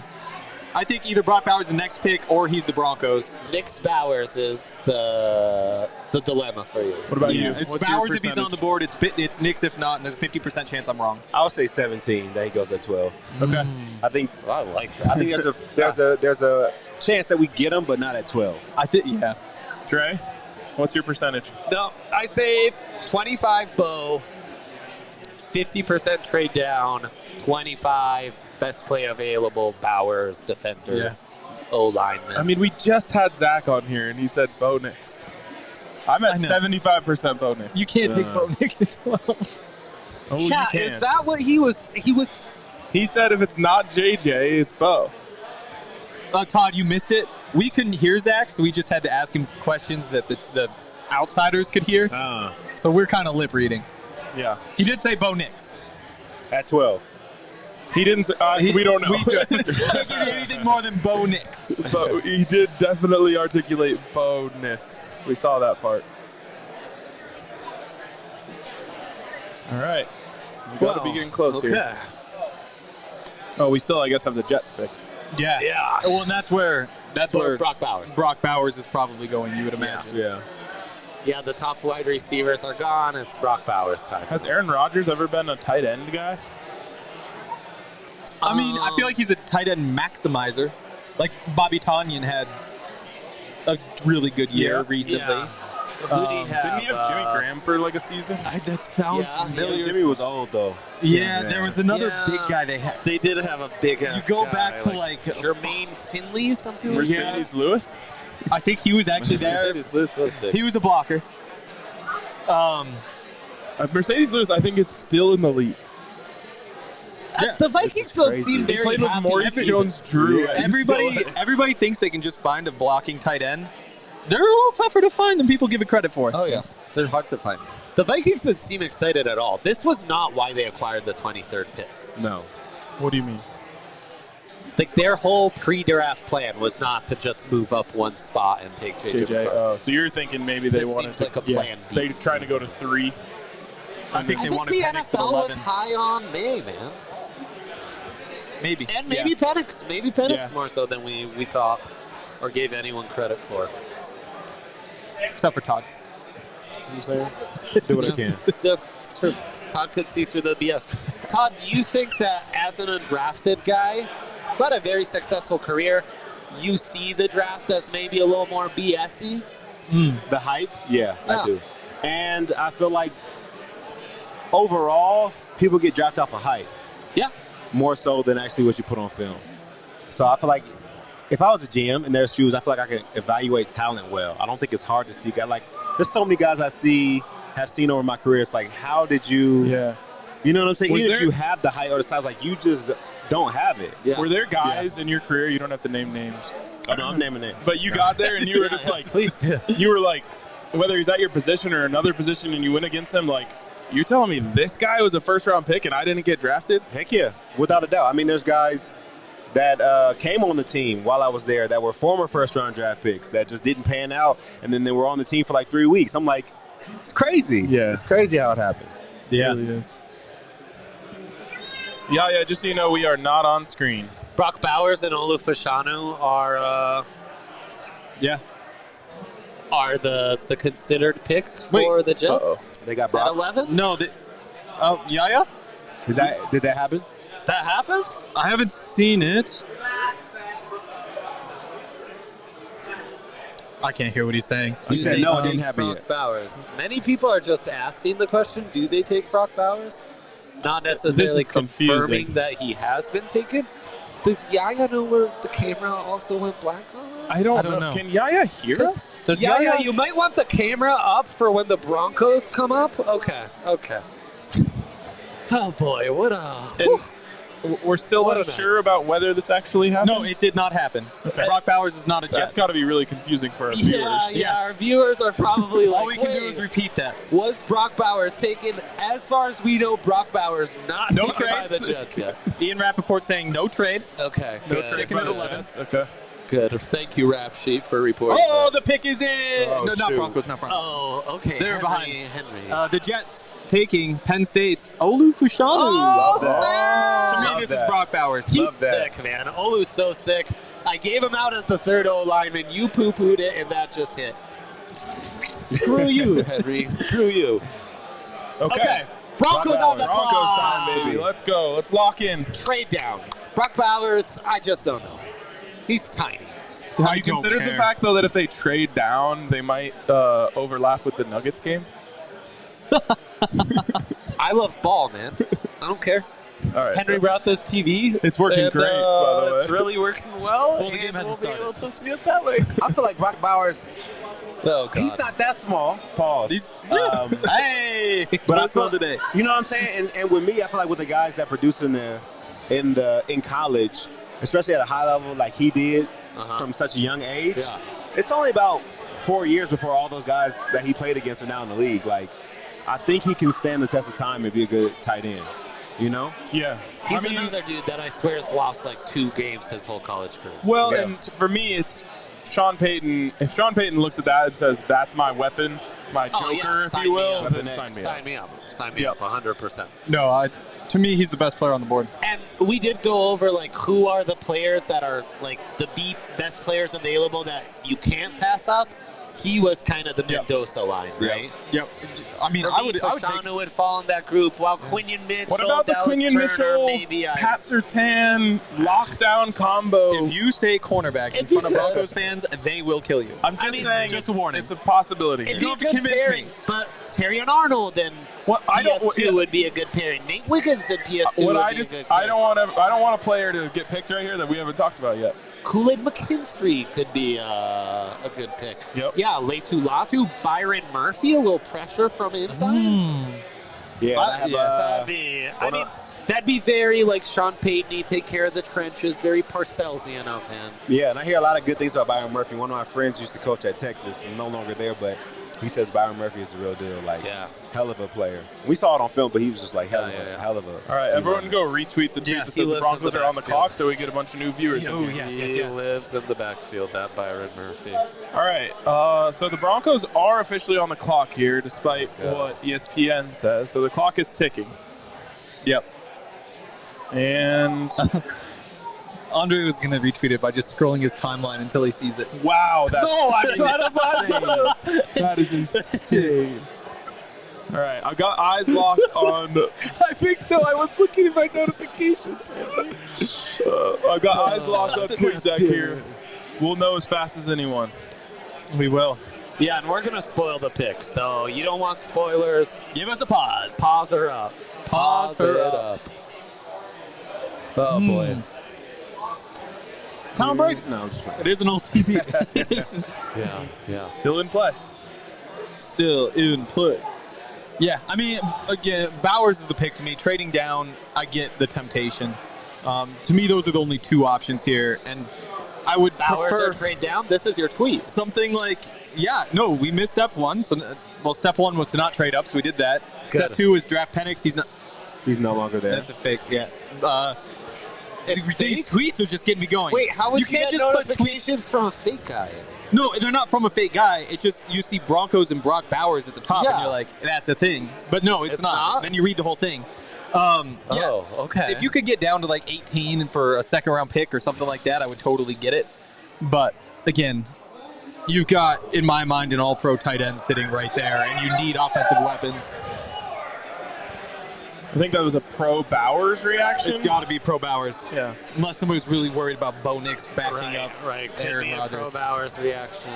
Trust me, they are not Quinion Mitchell fans. I like Quinion I love him too. He's so good. It's a day one starter. Quinion Mitchell's phenomenal. But I understand. So is Dallas Turner, though. Leitu Latu's awesome. Byron Murphy's great. It's the 12th pick.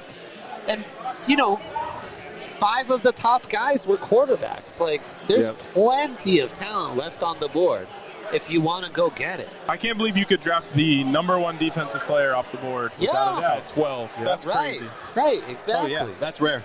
Has that ever happened? Something tells me no. I wish I could look it up, I but feel there's like just... that kind of happened last year. Didn't Devin Witherspoon go kind of late? Here, I'll look that up.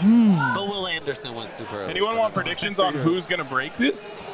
Is it going to come from Give me Rappaport. Shefty? Okay. I'll bet Rappaport I'm here. going Tom Pelissero. Anybody Now- want to pick Zach? Is it dragging on because a trade is being arranged? It could. as we It very well speak? could, yeah. I mean, you gotta be on the phones, of course. Oh boy, the Give pick it to is us. in. It's in? Oh God. Oh Henry, Are you give it gonna- to us. The Broncos are drafting Bo Nix at number 12. Are they really? Oh my God. Is that it? That's it. Bo Nix is a Bronco. No. Wow. That's Oh, did we get- incredible. We missed the reaction. 6 quarterbacks in the top 6. Yeah. Tying the record from 1983, the draft that John Elway, Dan Marino, Jim Kelly were drafted in. You think we have that kind of draft class? Let's hope. Yeah. Let's hope. Oh boy. Very much hope. Oh, man. The 6th one in that first Okay. round was Dan Marino. Let's hope Bo Nix pans out similarly. Wow. Okay. So, Dre, you are the biggest Bo Nix guy here. Yeah. Let us know why you're excited. if there wasn't the Auburn tape, if he wasn't 24, this would be really easy to sell yourself on, because this is a quarterback that was playing with supreme accuracy, broke the NCAA record for accuracy, and supreme confidence. I mean, really putting the ball where he wants it, hitting his receivers over the middle, and being able to attack the sidelines and go outside the numbers to a very talented receiving core. And kind of found a next step in his maturity as a quarterback and becoming more of a game manager in this dynamic Oregon offense while still picking his spots. Where you saw him, though, take his game to the next level and show you that extra promise is in situations like the game against Utah, where Utah's creating a lot of pressure and he's still able to zing it deep off his back foot. They put like 21 points on him in 3 possessions in Utah. Utah's always very well coached, and he didn't have any trouble. Or you can go back to the Auburn tape where you see the off-platform stuff. You see the dual threat ability. You see the ability to gut it deep. Sean Payton's going to have to marry the two minds of Bo Nix, Oregon Bo Nix, and young Auburn, exciting 5-star prospect Bo Nix. Also, we got to remember at Auburn, this is a kid who's a true son, whose father played at Auburn, who his entire life dreamed of being the quarterback at Auburn, is a starter from his freshman year, wins the Iron Bowl in his freshman year, and then that pressure and a coaching staff that's being fired and all that, I think, kind of caught up to him. Was on the roster with Jarrett Stidham at Auburn. A fun Quick fact. crossover, but yep. And Sean's going to have to find a way to marry those two guys. Marry advanced 24-year-old quarterback at Oregon, Bo Nix, and still find a way to bring out that exciting dual threat talent that has some Jalen Hurts to him, and see where you can go. I'm shocked they would stay at 12 and take him when 5 QB needy teams already got their guys in the top 10. The tough part, though, is that you got the Raiders at 13, QB needy, Saints at 14. Probably not QB needy, but again, the Falcons just took a quarterback, so why couldn't the Saints? Yeah. There are the rumors today that the Rams might be trying to get into the top 10 to take Bo Nix. Like, if you want Bo Nix, you can't trade down and expect him to be there. Yeah, I mean, here's what I'll say. I'll start here. I said I want whatever the Broncos do, I want them to do it with conviction. And I think picking Bo Nix at this position is doing it with conviction. Yeah. If you were trading back hoping that Bo Nix would still be around at 17, 18, that means that you didn't really love Bo Nix. It means that you kind of like the idea of Bo Nix, you're willing to flirt with it, and if it all comes together, we'll take him. The fact that they go here and just say, we're staying at 12, we love Bo Nix, we think he's going to be there, and we're going to take him, to me, gives me confidence that this was Sean Payton's guy. Yeah. They absolutely, if they wanted to, could have gone and got J.J. McCarthy, who 100%. I think all of us liked a little bit more, for very little investment. The fact that they didn't do that, again, tells me they're really in on Bo Nix, and I like that. One more positive note I'll say on Bo Nix is I was at Pac-12 Media Days last year, and when Bo Nix walked in, he just had an aura. A glow. He had a glow of like, that guy looks like the franchise quarterback of someone's franchise eventually. I realize that is very vibesy analysis, but that's the best I can give because sometimes though it was true. Like even like, you know, Caleb Williams is walking through there. Michael Penix is walking through there. All those guys, you know, have their own thing. The way that Bo Nix walked in, I was like, that guy's legit. Yeah. The way that he carried himself. So it's going to take me a second to talk myself into the player, but I do think it's important to not fall into just think like go watch some Bo Nix and formulate an opinion for yourself. Because I think there's a lot of people that are low on him, including me, but it's not necessarily because the guy doesn't play good quarterback. No, like the guy was very, very impressive in his years at Oregon. No, it was last season. He was incredible. I mean, go watch him whoop Caleb Williams' ass against USC. Go watch him whoop that ass against Utah. You know, you're gonna like a lot of the Bo Nix tape you see. Yeah, I think overall, that's a little bit of a mixed decision from the crowd here. That is a mixed reaction. More disappointment than anything. You know, I think I just, you know, when we had the last pod, I said that overall I just wanted a quarterback no matter what at this point. We have been through the quarterback carousel. I just wanted a new quarterback. So he is that, so I can't be too mad about it. And if this is Sean's guy, I'm willing to wait and see how it turns out. I did see no high-fiving, though, in the Broncos. Everybody was high-fiving for Caleb Williams. Everybody was high-fiving for Jay Daniels. Yeah. Like, when you get your guy, you're really excited about it. You know, if Bo Nix was truly their guy, I feel like that's a moment where you're like, man, we got him. He slipped to us. You know, we were celebrating. I think we needed a quarterback, so we got a quarterback. I hope it all pans out. We'll have to see. Yeah, getting this. We didn't even get the Bo Nix reaction. Hopefully that wasn't the reaction. That was not the reaction. He's also really intriguing in Sean Payton's hands because I know people, like, I think, hasn't Zach said he's the most Drew Brees-esque? Like, he has some elements to his game that remind you of Brees as more of, like, you what know, was his completion percentage last year? Something crazy, like 78% or something. NCAA record. Yeah. Yep.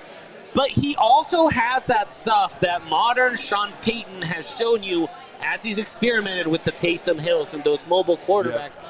He can kind of do both. And in this play caller's hands, that's really intriguing. Yep. I was waiting to see when will we see that type of quarterback get coached up by Sean, and now you get that. Yep. And he's also NFL ready. Okay, like, two things. He's pro ready, right? Yep. Two things. First one is Brock Bowers going to the Raiders. Devastating. Not really. Also, they had Darren Waller in his prime. How did that do for them? Darren Waller was not that good. I never had to cover him. No offense. You have the insight. He was solid. He had his moment. He had his moment. He was good For a couple years. Yeah. But he wasn't. Like, he's not. Brock Bowers is going to, year one, he might have more yards than Darren Waller ever did. 77% completions last year. That's insane. Oh, yeah.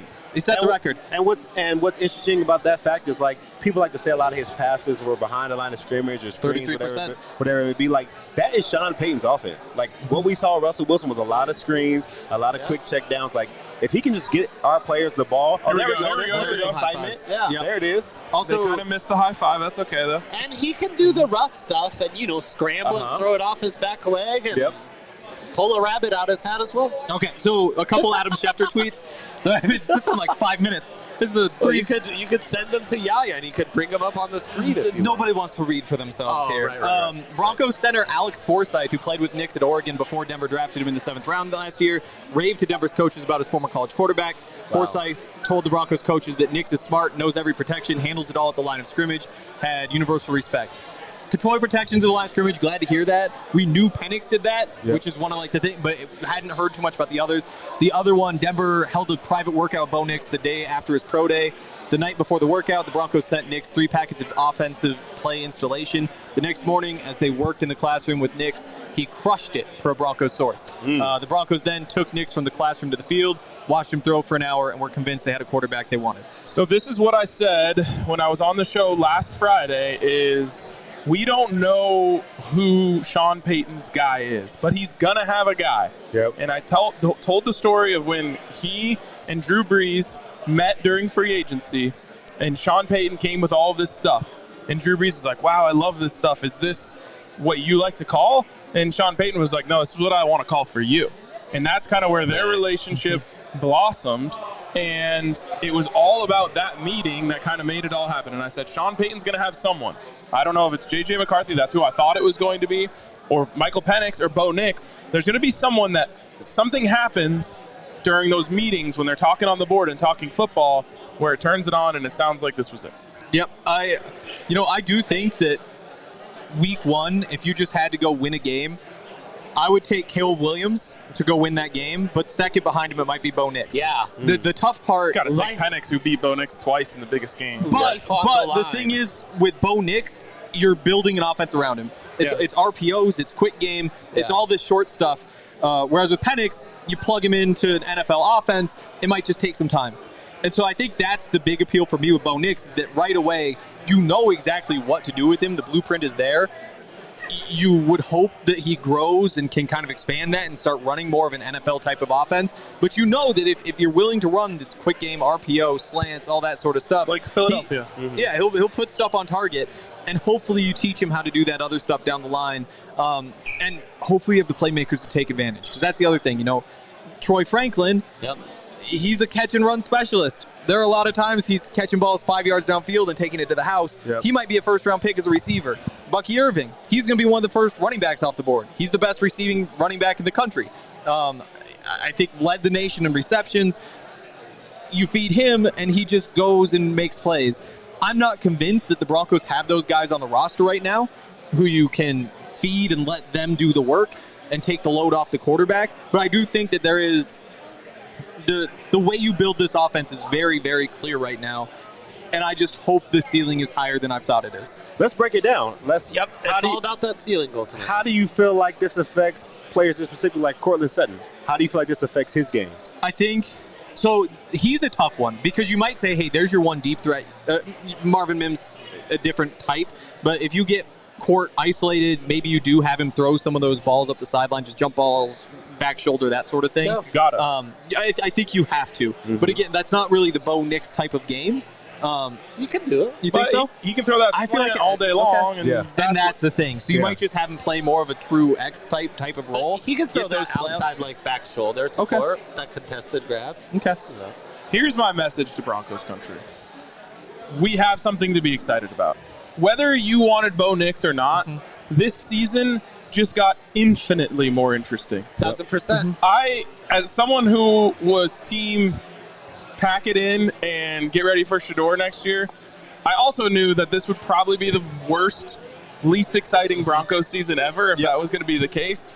And so the flip side of this is now everything just became interesting. Everything about the Broncos from now until the end of next season and hopefully beyond just became infinitely more interesting. Yeah. We have a reason to be excited for rookie minicamp and OTAs, and we have a reason to go and watch every single throw of training camp and come back and talk about it on the show.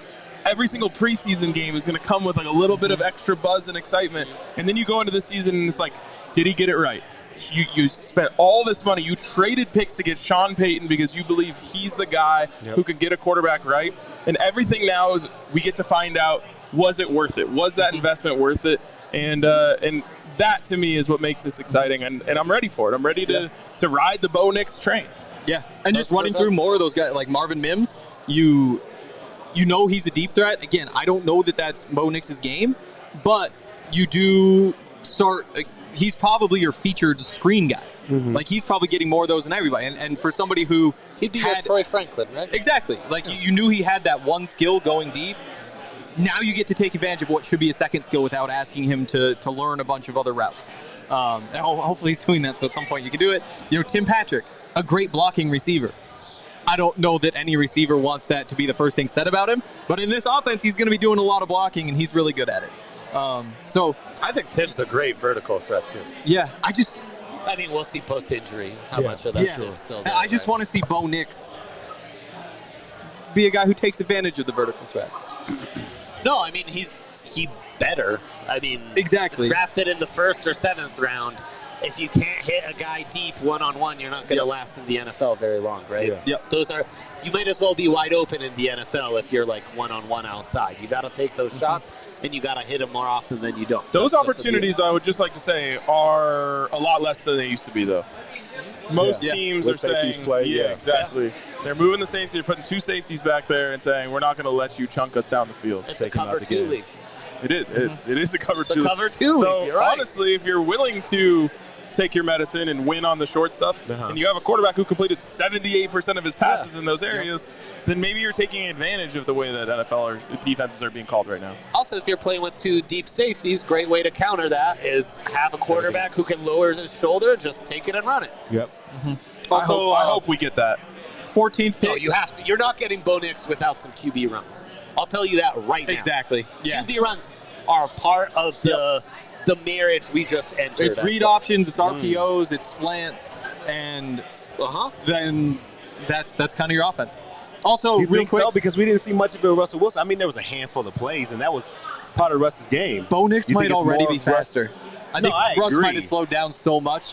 But I think hopes might have been a little higher for Russ. Russ has that deep ball, so you want him playing that a little bit more. But it worked so well. I can't remember a time where it went for less than 7 yards. That's Anytime true. they did pull it, but it just wasn't Sean's bread and butter. It's true. 14th pick, though, Saints taking Talise Fuaga, tackle from Oregon State. Do you think it wasn't Sean's bread and butter, or Was it Russ just didn't want to put his body on the line and run for that many yards? I feel like because of how last year was, I think Russ would have done whatever Sean wanted him to do because he felt like it was a make or break year for him. So I think that was more of Sean's thing. But I do know that part of the reason why Russ exited from Seattle is because Seattle wanted him to stay in his bubble and do what he did, and he wanted to be more of a pocket passing quarterback. So Yeah. Exactly. I mean, he's also, 11 years older than Bo Nix? Yeah. Correct. So, when Russell Wilson came to Denver, he's top 5 all time in quarterback rushing yards. Yep. For those 10 years, he was running the ball a lot. And then obviously he stopped doing that, but he also got like a nasty concussion in year 1. And so maybe they just had to be more cautious with him. One thing I'll say about Bo Nix, he does have that dog in him. Certainly. I mean, he brings fire on the field. He is going to be fun in that way. Like, he's going to run over a safety or a corner in one of those early games and get everyone fired up. He's going to win over Broncos country. Everyone who doesn't like him because of the pre-draft evaluations are going to end up getting either won over tomorrow when he comes and talks, because that's usually the first time you bring like 30% of the people that aren't excited. And then when he gets out there on the field and just starts playing the type of game that he plays, people are going to come along slowly but surely and get more excited about him. We'll see if it works out. I have no idea if this is going to end up working out for the Broncos. Heck, it could go so poorly that they could still draft Shedeur next year. Yep. That's right. But It's in the cards. I think that there is a real chance that people are going to start to fall in love with Bo Nix over time. Todd, you want to read that super chat? I did. I called it. Yeah. Penix at 10. So I think the Broncos heard me say Penix, Thanks, Ivan. but they thought I was saying Bo Nix, but I said Penix. But either way, you know what I'm saying? I think it's a good pick Classic overall, mix-up. you know. Please, Dallas Turner, Shedeur Sanders next year. Well, Dallas Dallas Turner, I do think that ship may have sailed. Yes. Hey, hasn't sailed yet. 14 picks, all offense. Yeah, not a single defensive player yet. Yeah. Hard times, Todd. You got out just in the nick of time, I tell you. Nick of time. UGA Broncos says, y'all, I'm so beyond livid. Mid-uniforms, mid-quarterback. Now Brock Bowers is a Raider. Way to absolutely shit the bed, Denver. Bowers is going to destroy us as a Raider. I'm at a loss right now. I got to tell you guys, I'm not moved at all by Brock Bowers being a Raider. Like, it makes me feel zero feelings. Yeah, absolutely. I mean, we play Travis agree. Kelce twice a year. It's just annoying. Yeah. I will say that as a defense, our Achilles heel is good tight ends, though. I mean, for it is for a years. lot of Yeah. defense. For like the last, you know what I'm For saying, sure. 5, 7 years. Yeah. For sure, Not when 100%. like I was there, but like, you know, after. This is Bowers is a freak. the Chargers with Jimmy are going to be more physical. For sure. With Bo Nix, you got to be more physical too. This is going to have to be more of a run-first approach here. And So, running back, second round? well, they don't have a second-round pick. Oh, right. But early third, yeah, potentially. Yeah. right? No, I think that would make a lot of sense. You like I think that? center also makes sense there. No. Yeah. Blake Corum, if he's there, I'd love that. That guy's I don't a freak. like Yeah, not the having a third, second-round pick right now. It's making me very uneasy. No, See, it's really easy to be Really fine with stinks. that last year. Yeah. But then as soon as you get to this year, having traded that pick away sure does sting. I do like that we didn't trade any capital. Like, we have everything we started with. Like, I was very nervous that to get up to the guy we needed, we would have to like sell the farm and then we'd be sitting here from 1 to 5 with no picks. But I'm happy that we do have more capital in this draft. Yeah. No, it's nice. And next offseason, you have all your picks. You're Yep. going to have a ton of cap. Like, if Bo pops, if he has an intriguing rookie season, give me what Will Levis did. All of a sudden, Broncos, You're not buying tons it? of cap, tons of picks. Please do Maybe much better another than Will high-end Levis. pick. He only played in like 3 games. I know, and he had one good one and the others were trash. All that matters is the one good. That's all. No, they hadn't Everyone scouted got him the yet. tweets and the takes off He after threw the like first game, he Ryan. threw like 2 posts that hit, and it made his stat line look really good. Everyone loves a good post. Yeah, we do. And then they stopped letting him throw the posts, and he didn't do anything else ever again. Should we bring in one of the draft boys who've been watching Bo Nix for Let's half bring their in. lives We got to now? bring in Jake because it's going to be good content. Because he's Let's get Justin crying in, like too. a baby over there. Cool. Oh, okay. I'll go grab a burger. All right. More sponsors. Just make sure you eat the burger on set. People want to see that. Oh, okay. So this is my question. With Stiddy, with Wilson, Jake, get over here. with Bo Nix, Yes. does this mean that Bo Nix has to start week 1? So Yes. I brought this up on the podcast for like 2 minutes because I haven't had a chance since I actually went back and watched all of the Zach Wilson throws, or I hadn't before then. Having gone back and watched, his like strengths and weaknesses have flipped. Like he is now pretty good in like the quick game, easy reads, reading things out of the bunch. However, all the downfield stuff is gone. I think the Bo Nix offense and the Zach Wilson offense are pretty similar. Okay. So I think you got to give the edge to Bo Nix to win a quarterback competition, but I do think that there is a competition there. What initial reaction to the pick, Justin? QB6 at 12 is an adjustment. I'm with you. I mean, I think with the group you have, it makes a lot of sense to bring another guy in. I imagine you're worried about potentially trading back and having somebody like the Rams kind of snipe you on him. So I think if you believe in him, you kind of do have to pull the trigger. I understand the logic there. I can't say I was jumping for joy and like pulling up Nike.com trying to get the next Bo Nix jersey though. If you were to buy a jersey, which one would you get? White, blue, orange? The throwback, if possible. The answer is the throwback. Yeah. Jake, how you doing? Jake's behind the scenes. So let me start with this. So you started jumping on the draft pod with us was that 2019, 2020? 2020. I think it was 2020. One of the very first things I learned about Jake is that he hates Bo Nix. He really hates, and so I have known for years. It's actually part of the reason I despite all the things that happened, I was like, I have heard so many terrible things about Bo Nix from Jake Schwanitz that I was still like, I kind of see what he's talking about, and maybe it's changed my opinion a little bit. But just given that background, how do you feel now, Jake, that Bo Nix is a Denver Bronco? Not good. Not good. Yep. We just took the 6th quarterback at the 12th overall pick. I'm begging this franchise for 1 year to just not be desperate as hell. Oh, man. I am begging this franchise, and they just do this shit over and over and over. They do. So what is it about his game that you hate? What is it? I feel like he reminds me of Drew Lock. Whereas he's running around and he just makes these boneheaded decisions, and it's like, you didn't have to throw across your body 10 yards down the field. Like, you can run, you can take a sack for all I care at that point. Yeah. It's too much of that. He did get a lot better at Oregon. You got to give him credit there. I'm worried about his ceiling. He's 24 years old. How much better is this guy going to get from here on out? He's playing in a wide open offense in an Oregon spread. He had a great back, a great offensive line. He had a deep threat that he could just chuck it down the field to in Troy Franklin. That's all I got, man. Does it make you feel any better that Adam Schefter says Alex Forsythe gives him the nod of green approval? check. No. The one thing I took from that is that Bo Nix set his protections, which we didn't know beforehand. You do like to hear that. Fine. Okay. He showed a lot of growth from Auburn. He did. Like, being fair to Oh, him. yeah. He did, but I'm sorry. You were in the best conference in college football, and that's how you performed. We're looking at Jaden Daniels, who won a Heisman, who took a step up and upped his performance. And, Bo Nix had to go down to the Pac-12 to have all these stats and stuff, and that's cool. But where was it in the SEC? You can say he was a young guy and all this, but in the SEC, that's the most like the NFL that you're going to see in college football. And so many times it was just bad football from Bo Nix that lost Auburn games. And you can say Auburn didn't have a lot around him. That's totally fair. He looked good when he had the supporting cast at Oregon. But quarterback is about elevating your team. It's not about performing when it's all right around you. Yeah, you do have to perform, I guess, but you want to see more.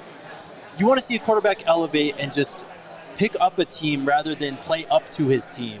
And that's what I thought we saw from Bo Nix in his college career. There's like a lot of talk about game changer versus game manager. Is that what you're saying, that Bo Nix is more of a manager than a changer, an elevator? Yeah, it's in some degree, yes. I mean, he does have the improvisational skills. He's an athlete. He can run the ball, and he can do all this stuff. He's going to be a guy that I think could fit into what Sean Payton wants to do offensively. Just not being a statue back there, He did look better throwing the ball in terms of accuracy at Oregon as well, but I just don't think this is a guy. Look, man, let's face it. You're in a division with Patrick Mahomes and Justin Herbert. You need a quarterback who's going to play up to par with them. Yep.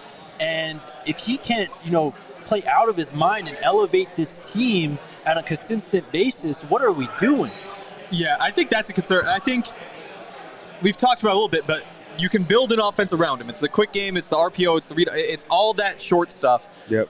He can escape the pocket and make plays out of rhythm, but what's lacking is the in-between. It's the 5-step drop, make a couple reads, and then deliver a good ball. That's what just isn't there, and that's what I feel like a lot of being an NFL quarterback comes down to, is going through multiple reads and then hitting receivers. But the problem is I mean, we don't know definitively that he can't do it. We just haven't seen it because that's not what Oregon does. Yeah, and so, for example, we had Brian Baldinger on the show a couple weeks ago, and we asked about Bo Nix, and basically what he said was, he's played this much college football, but you watch every single throw of his entire career, you probably come away saying, there's 50 NFL throws that he's put on tape. Exactly. Despite playing 5-6 years. And so, there is that unknown there. There is a chance that he can do it, but there's just no evidence. And I think that a lot of what he does well, that quick game stuff, I think if you're a first-round quarterback, you should be able to run quick game. You should be able to throw screens and slants. And he does it really well, and Broncos have Zach Wilson. Yeah. He couldn't hit a screen for the first 2 years in the NFL. Yeah. He would hit the guys in the feet and he'd throw it behind it. He could not hit a screen. That does exist. That's not really a concern. And so the fact that he can do that well, it just doesn't really move me in a positive way. Does something, or the narrative, could we talk about, could he be very coachable with his transfer from Auburn to Oregon and his ability to elevate his game there? I think that's probably one of his strongest selling points. And you see, there have been reports about the Broncos working him out privately and giving him, various versions of the offense to break down, and they're like, this guy's money. Yeah. He feels like a Peyton guy in that sense. I mean, kind of what Jake said, the athleticism. I think you're going to be able to create play-action opportunities for him, get the ball out of his hands quickly. I don't know, man. Yeah. I can talk myself into some aspects of his game. It's just, to me, what it comes down to is at 12, it feels a little bit rich. I think you probably could have moved down and still had a good chance to get him. And ultimately, I think what makes me feel the most skeptical about even the growth that we've seen from him over the last couple of years is, and maybe this isn't fair to put it in such a small sample size, but you had 2 opportunities going head-to-head against Michael Penix Jr. this year, and he lost both. Yes. And Penix really elevated that offense in a way that was tangible and really impacted the outcome of those wins for Washington. So it's I like that it's not the Bo Nix of Auburn. I also wonder if, when it really comes down to it, 2-minute drill is he the guy that leads you down the field and leads you to victory. I don't know. We didn't see it super consistently. Just want to remind everybody, all of our DNVR Broncos draft coverage is brought to you by Raising Cane's. You can order online at raisingcanes.com or through their mobile app. Raising Cane's, chicken fingers, one love. We actually have a bunch of Raising Cane's reps out here. They were giving away a whole bunch of stuff. We've some other gift bags back there.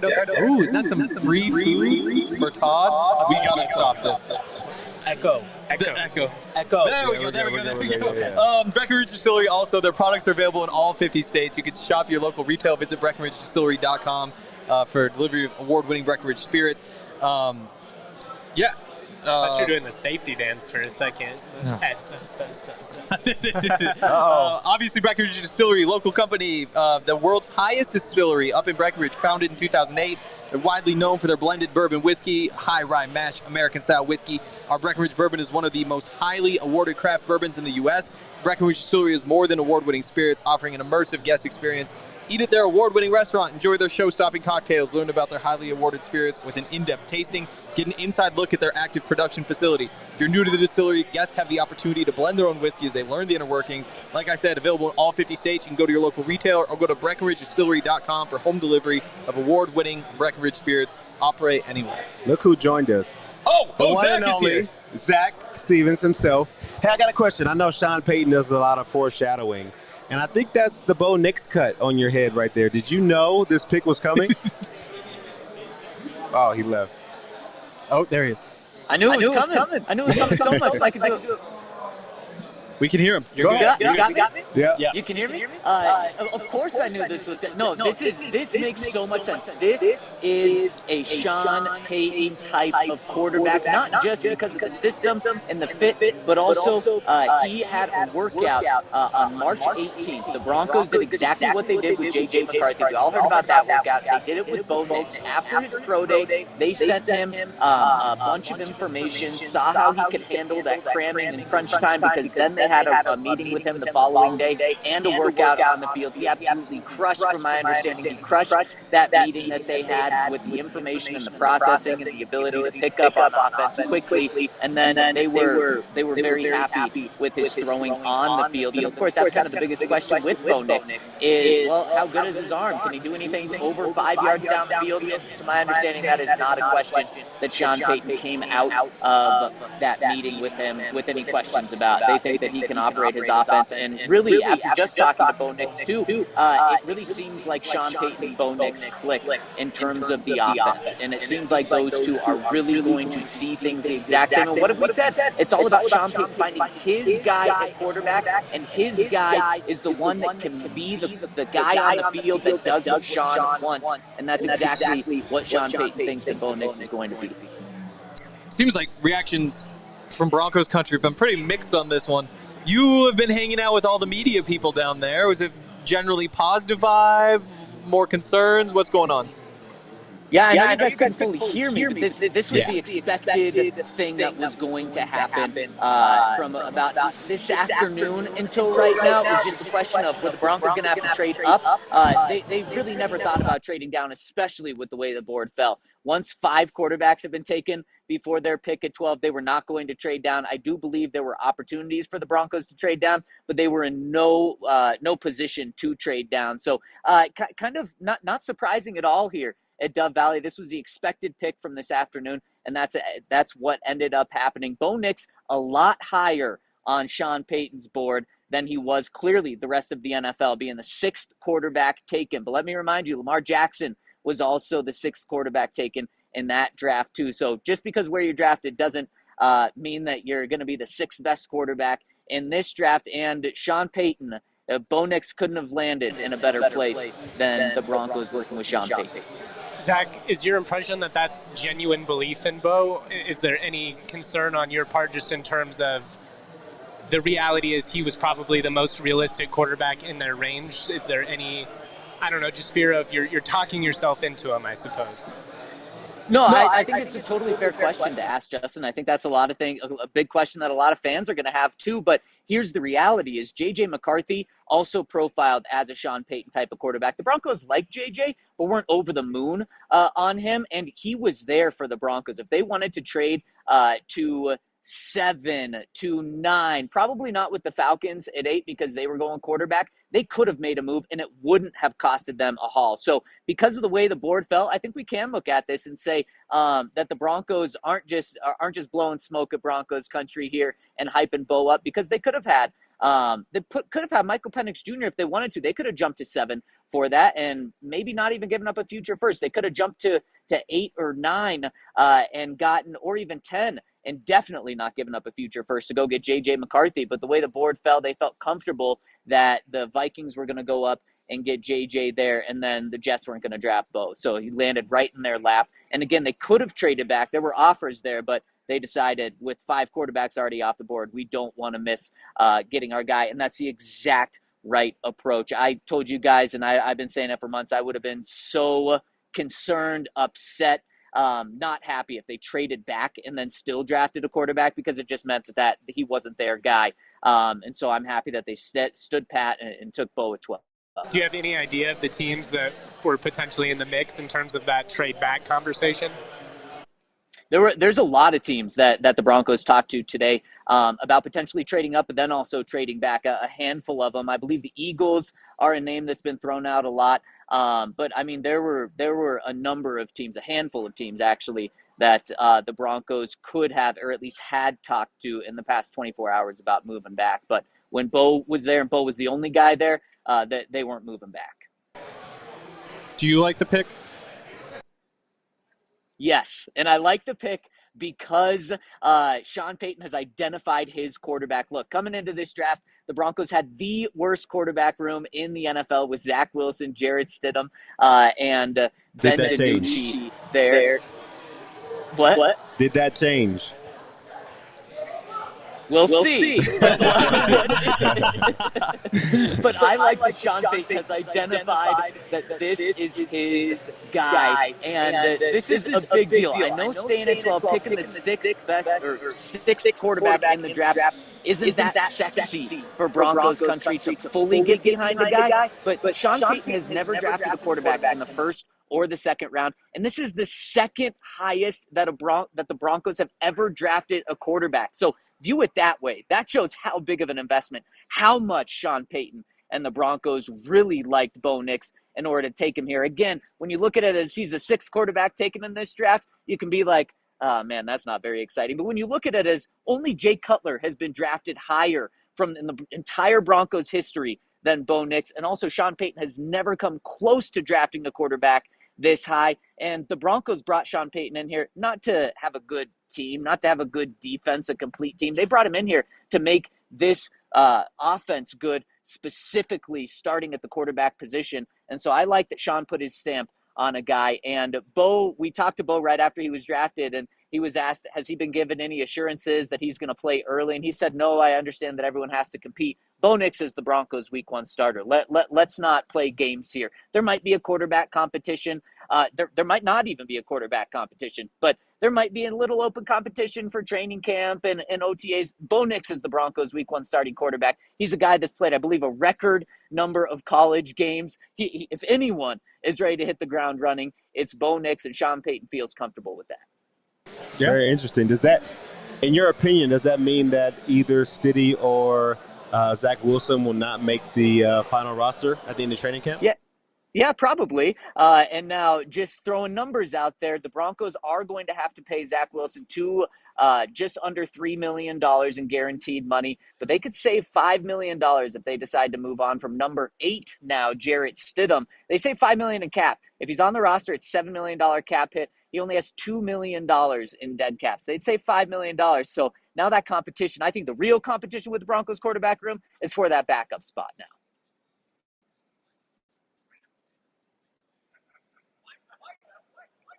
Oh, no, I can't hear you.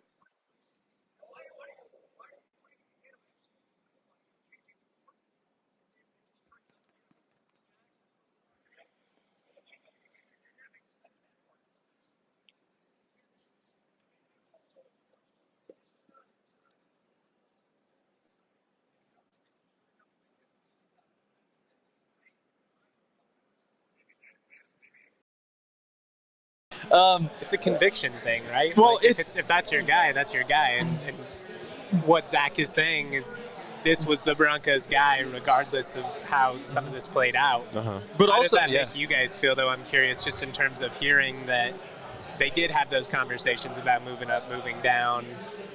Jake especially, like, what's your reaction? I mean, it sounds like they were just pretty dead set on getting a quarterback, Bo Nix in particular. So. Yeah, but you were upset saying, like, and take all of the stylistic potential similarities out of it, purely just from a draft decision and playing the board. This is at least a more positive indicator that, like, he is a guy rather than, like, we kind of like him. I guess we'll get him 20 picks from now. I mean, look, if he's your guy, he's your guy. Then go get him. Fair enough. Right there. If that's what Sean Payton believes, then that's what the pick is for that reason. He believed that he could be the guy. So it's not what I would have done, but if Sean Payton believes it to be true, he went and did it. So yeah, like it's good they like him, but I mean, it's more of like you should like him.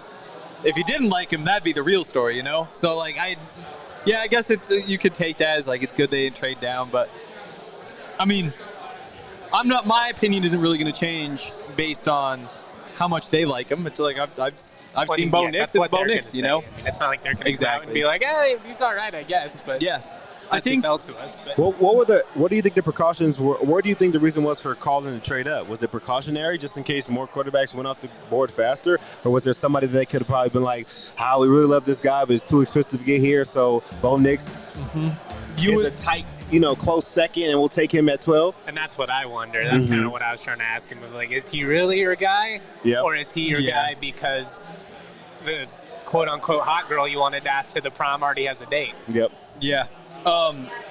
This real girl's quick, hot we too. should. She just has her glasses on. She hasn't like done the, We you know what I'm saying, the haven't full had that makeover scene yet. yet, Exactly. She's got to find herself. Yeah, we should. Yeah, we should catch up. Jake is not going for it. We should catch up on all these picks here. So we missed the. It's the last 3 we haven't hit yet. So Leatu Latu going 15, UCLA edge rusher to the Colts. We got Byron Murphy going from Texas going to the Seahawks, and now, as the trade says, we got the Vikings trading up to get Dallas Turner, the edge from Alabama. So after 14 consecutive offensive players to start the draft, 3 consecutive defensive guys now. That's a record, right? 11. J.C. Horn was the latest a couple of years ago. He was right before the Broncos, right? So Yeah. it would have been 8, 9, right? That was that. I don't know. Yeah, it would have been right around there. It was Yeah. J.C. Horn was the guy. I just can't remember. I think he was 8. Yeah. Yeah. Yeah. The other thing with Bo Nix, though, and something we talk about a lot, is that for young quarterbacks, a lot of it is just like surviving until you can actually hopefully turn good. Like, because it's rare that regardless how many games you play in college, like you're probably not going to show up and just be the best player on the field. What you're hoping is that you have enough strength to survive year 1, year 2 without getting benched, so that you can grow and develop and then blossom eventually. And I think that that's one of the strengths for Bo Nix, and we touched on it a little bit, but the path is just so clear for him, how you run this offense, that he should at least be able to tread water for these first couple of years. And that, to me, makes it a pretty safe pick, which is something I appreciate. Some easy stuff, get the ball out of his hands, eliminate some of the negative plays that killed you with Russ. I mean, for all the positives he has getting the ball down the field, that time and time again, especially in some of those tight games, the negative plays were such a killer. And Bo has some of those moments too where he runs around and, like you said, throws crossbody or tries to force something. I imagine they'll really have the reins on him, keep it simple for him. Bro, I watched this guy against the worst CU team of all time throw a pass over the back of his head. Yep. Bengals going with Amarius Mims. Yeah, he does some of that stuff. That's a solid pick. Yeah, that's a very solid pick at this point. Yeah. I think if he's as smart as they are saying now, like per their conversations, as a rookie quarterback, your greatest asset is the ability to read the box and kind of understand defense. Yep. Because I think if he's able to do that, he can check to a run, take the play off, understand what's in front of him, and really be able to only pass the ball in situations where they're in cover 2 and the area to attack. Okay, that's where I'm going to pass. Anything else, we're going to check and we're going to let Javonte run the ball and figure it out. Let me ask you from your perspective as an NFL defender that's been out there. Yep. If you know that that's the position the quarterback is in, like he's only going to take it if it's here. Is that a sustainable way for an offense to really be successful? Or if you know that, is that a situation as a defense where it's like, all right, we're just going to pin our ears back and go after him and see if we can get him off his rhythm? Yeah, I think it's not a long-term solution, but I think it's a great solution for like a young quarterback to keep, getting his footing in the NFL. Because what teams are going to start to do is just show you what you want to see pre-play, and then as soon as the ball snaps, here goes what you don't like. Well, that's what some of the defenses you played on, that's what it was all about. Exactly. Like, that wasn't really the Wade Phillips thing, but Vic Fangio, it's just... Well, Wade Phillips, too. Wade Phillips, made everything look like cover 4. Even when TJ was man, he would sit at 15 right next to D. Stu, and then all of a sudden, like, two seconds before the ball snap, he's coming down guarding the tight end. We wanted everything to look like cover 4, so a little bit. That's what we, what I'm saying, we wanted to disguise it as much as we could. Yeah. You don't see much of that in college, though, is the thing. No. Like, that's new once you get to the NFL. Yeah. You also wonder, because you don't see many receivers pressed either. And I think that makes the quick game much easier in college. Yeah. Because you're just getting that free release every time. So that'll be, the timing is just a little bit different. You almost have to make a read first before you can throw those quick passes. Well, that's how college is, too, with the wider hashes. Like, also true. A lot more space. Oregon's been doing for 15 years at this point. They spread this thing as far as they can. They use the hashes to their advantage so they can work as much space in the middle as they can. And that's where Bo Nix flourished at Oregon. But, I mean, the argument is obviously that's also where Mahomes flourished. Also true. Sure. That is also true. Not everyone can be Mahomes. Though. No, it's very. I'm not saying that. I just mean like I think that was the notion for so long is that it is an impossible path forward. Guys that come out of these spread offenses, the air raids, we're going to use as much space as we can, get the ball, quick screens and fly routes, and just a lot of simplification. Oh, it's not going to translate. It takes a special cat, obviously. It's going to be much different, but I think it translates too well because of Andy Reid, though. So just like, you have them wide hashes, you have some guys running scot-free because of the spacing. Because of what Andy Reid runs, you might have a receiver or two running scot-free. So it feels very similar, do you think for a that quarterback. Payton's a guy that can create some of that stuff for a young quarterback? You would hope. I think he can. But I think he'll stay in the slant, quick game, screen for, playbook for Bo Nix for sure. Yeah, I'm curious. As soon as this is over, I'm headed home to write the film room. And obviously, I have spent a lot of time watching some Bo Nix. But now it's time to lock in and, I don't know, best game, worst game, and some interesting matchup. So mostly that's just a plug to read that either at 4 a.m. this morning or when you wake up tomorrow. What's the reaction on the defensive side when the team invests in an offensive piece like this that's, frankly, a gamble? Like, you could add a Quinyon Mitchell, who you think is just that all of a sudden you have a better corner, a Terrion Arnold. You could have added a Byron Murphy or one of these edge pieces, and everybody is really a gamble, but you feel a little bit more self-assured about the hit rate on some of those guys versus it really feels like with a quarterback, it's a roll of the dice at best. I think no matter what, I think guys, play it off like, we're going to have a good year or we're going to be competitive, and then we all know when we look at the quarterback position, that determines how good we're going to be. So whenever we get a new quarterback, I think we're ultimately hoping that this could be the guy. Throughout my years, whether it was Drew Lock or Paxton Lynch, we always felt like, okay, if we can get this guy right, then, we really can have a great team. So even if they got a great corner, I think 9 times out of 10 guys are going to rather have the long shot at quarterback just because how pivotal that position is on the field. And I'd imagine in this situation in particular, too. Yeah, because projected starter was Zach Wilson. It's not quite the same as the Falcons where it's we already had Kirk. Why not just give us one more piece here? It should be an upgrade. You'd hope. What does a guy like Bo need to do to come in as a rookie and basically command the respect of the locker room? How does a guy like that come in and get belief from a bunch of grown-ass men? One is work ethic, and then 2, I think he needs to be the smartest man on the field. I think that's important. He has to show them that he knows his job, he knows their job, he knows the O-line protection. He can handle it all. So I think that would be very important. If they see him take control of it and understand it, and even kind of put together scenarios and walk guys through what he's thinking and how he wants you to react, I think that's going to really, really get the team on his side. So to kind of build off of that, you played for the Broncos. You saw a lot of quarterbacks come through. Yeah. How long of watching that guy, playing against him in practice, did it take for you guys to know whether or not he had it? It's quick. I don't think it takes more than training camp. Yeah. Yeah. Within one training camp, you can see if he's the guy or not, for sure. It's not long. What happened with Paxton? Paxton, I think he made some good plays, and then he just had pieces of his game he didn't get to fully develop. So, he had all the physical attributes, and I think just wasn't able to fully develop. Yeah. So what you said about the quarterback being the hardest worker, proving that everything beyond a doubt, you would assume that would be a common characteristic amongst quarterbacks, but how common is it really? It's not. It's not as common as you think. You Really. have a large sample size. Yeah, I've seen a lot of quarterbacks, and you can tell the ones who are really diligent about their work and are really understand the game. They're very different. Drew Brees and Peyton Manning I played with both of them. So early in my career, Drew Brees and I went to Peyton Manning. They were the only 2 quarterbacks, and I've had plenty in my career, that I've seen run through practice, run a play, throw it to run receiver, and then check it down, fake, and get to every other receiver. I know where everybody's at on every single play. And they were the only 2 to do it. And I've had, 15 other quarterbacks, you know what I'm saying? So it's just very, very specific when it comes to somebody who has very, very talented, but also can be the guy, What was Kirk like? Kirk was good. He was he was intense about his job. I wouldn't say that he did that after every play, but he was very, very meticulous about what he did and then the route that he threw it to.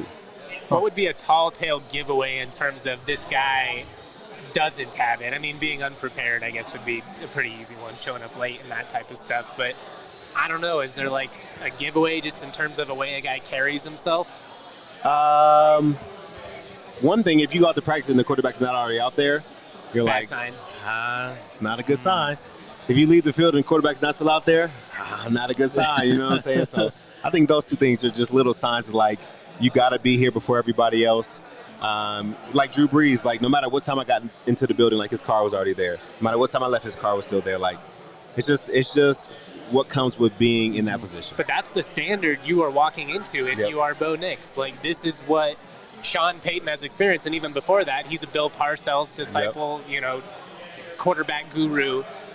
Denver, obviously, we have our own standards when it comes to quarterback that are, frankly, probably unrealistic and unfair for guys coming in because the odds of you being Elway or Manning are pretty freaking slim. But this is the reality. This is the pressure when you are given the keys to this franchise. Like, there's just a different expectation than, I mean, even like Kirk Cousins going into Atlanta where it's like, man, if this guy is even the 16th best quarterback in the league, this is going to be light years better than anything we've had in a decade. Right.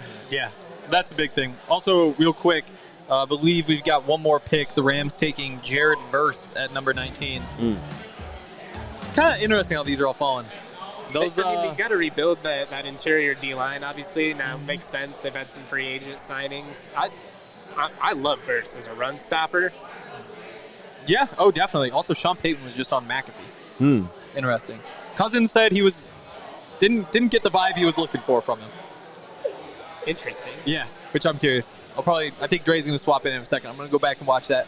I guess before we make that switch, I should say one more time, we couldn't do this without our awesome partners. All of our DNVR Broncos draft coverage brought to you by Raising Cane's. You can order online at raisingcanes.com or through their mobile app. Raising Cane's, chicken fingers, one love. Also, want to give a shout out to our friends over at Breck Distillery. Sneaky, actually, some people don't know this, owned by the same company as Breck Brewery. I do know this. That'd be because, the girlfriend works for that company. Yeah, so there you go. There you go.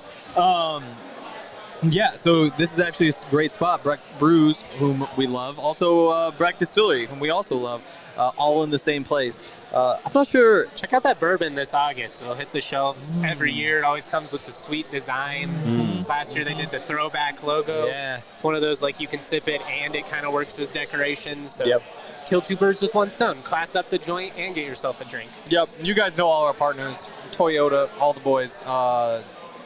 Should also say Breckenridge Distillery products available in all 50 states. Shop your local retailer or visit BreckenridgeDistillery.com for home delivery of award-winning Breckenridge spirits. Operate anywhere. Well done.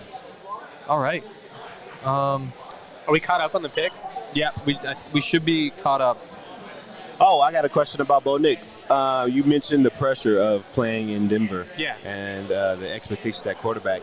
I know people have pointed to that pressure that he felt at Auburn. Do you think like he's matured enough now to handle the pressure of like you got to come in here to be the guy and there's nowhere to escape to? I mean, we gotta hope so, right? That's the big question. Like, did you find yourself, or did you go like Jake kind of said, and essentially find like a safe place where you're able to kind of hide some of it? And I mean, the Auburn situation's tough. Like I believe his dad was a legend there, and like there's a lot of pressure. But like you're saying, I mean, it kind of goes right in line with in Denver. I like that he's been through that type of experience. I do too. That he hasn't been a guy that's had everything spoon-fed to him, like that he hasn't been for the last 5 years.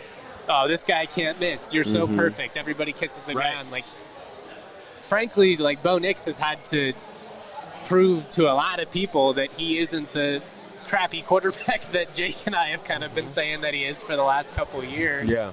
I mean, I like the idea of a guy being battle-tested. And he's older.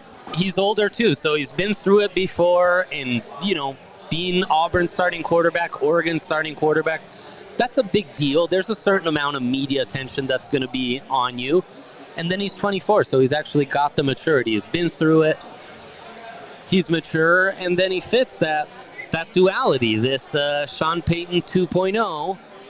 Can he marry Taysom Hill with Drew Brees? How close can we get to those two sides of the coin coming together? And then you might really have something. Is there any fear Jake's to so you sad. that this is like So sad. Sean Payton? Look, I think Payton feels himself a little bit. I think he's a very confident guy. For sure. Egotistical, one might even say. Any fear that it's him trying to prove how smart he is? Like this, I'm so much higher on this guy than everybody else. I know what I'm doing. You don't. I don't know. Is that even a fair thing to bring up? I don't know if it is that. I think it comes with the level of like, I made this decision and now I got to prove it. Yeah. I think Right. it comes with a level of like, if he's not showing me what I need to see in day one of training camp, okay, now we need to sit down and have a conversation. Because you're not about to embarrass me when you get out there, you know? So hopefully he, you know, brings that to the table if that's kind of like the mindset. Those kind of things can go both ways, right? We've seen Belichick maybe get too cute and take guys that no one else had rated that highly, higher than they should have gone, and more often than not, those picks haven't necessarily worked out. But, you know, Mahomes was a guy who no one had That's the ultimate argument. going top 12, top 15 in that draft, and he certainly proved me resoundingly wrong, goes without saying. So there's a double-edged sword, right? It's the one pick in the top 15 that stands out to me as, like, for my rankings, this is the one that stands out like a sore thumb. But when we look back, that top 15, just because it matches my rankings, there's still going to be a ton of bust in there, Yeah. right? And there's nothing saying that Bo is one of those busts or Bo isn't one of those busts.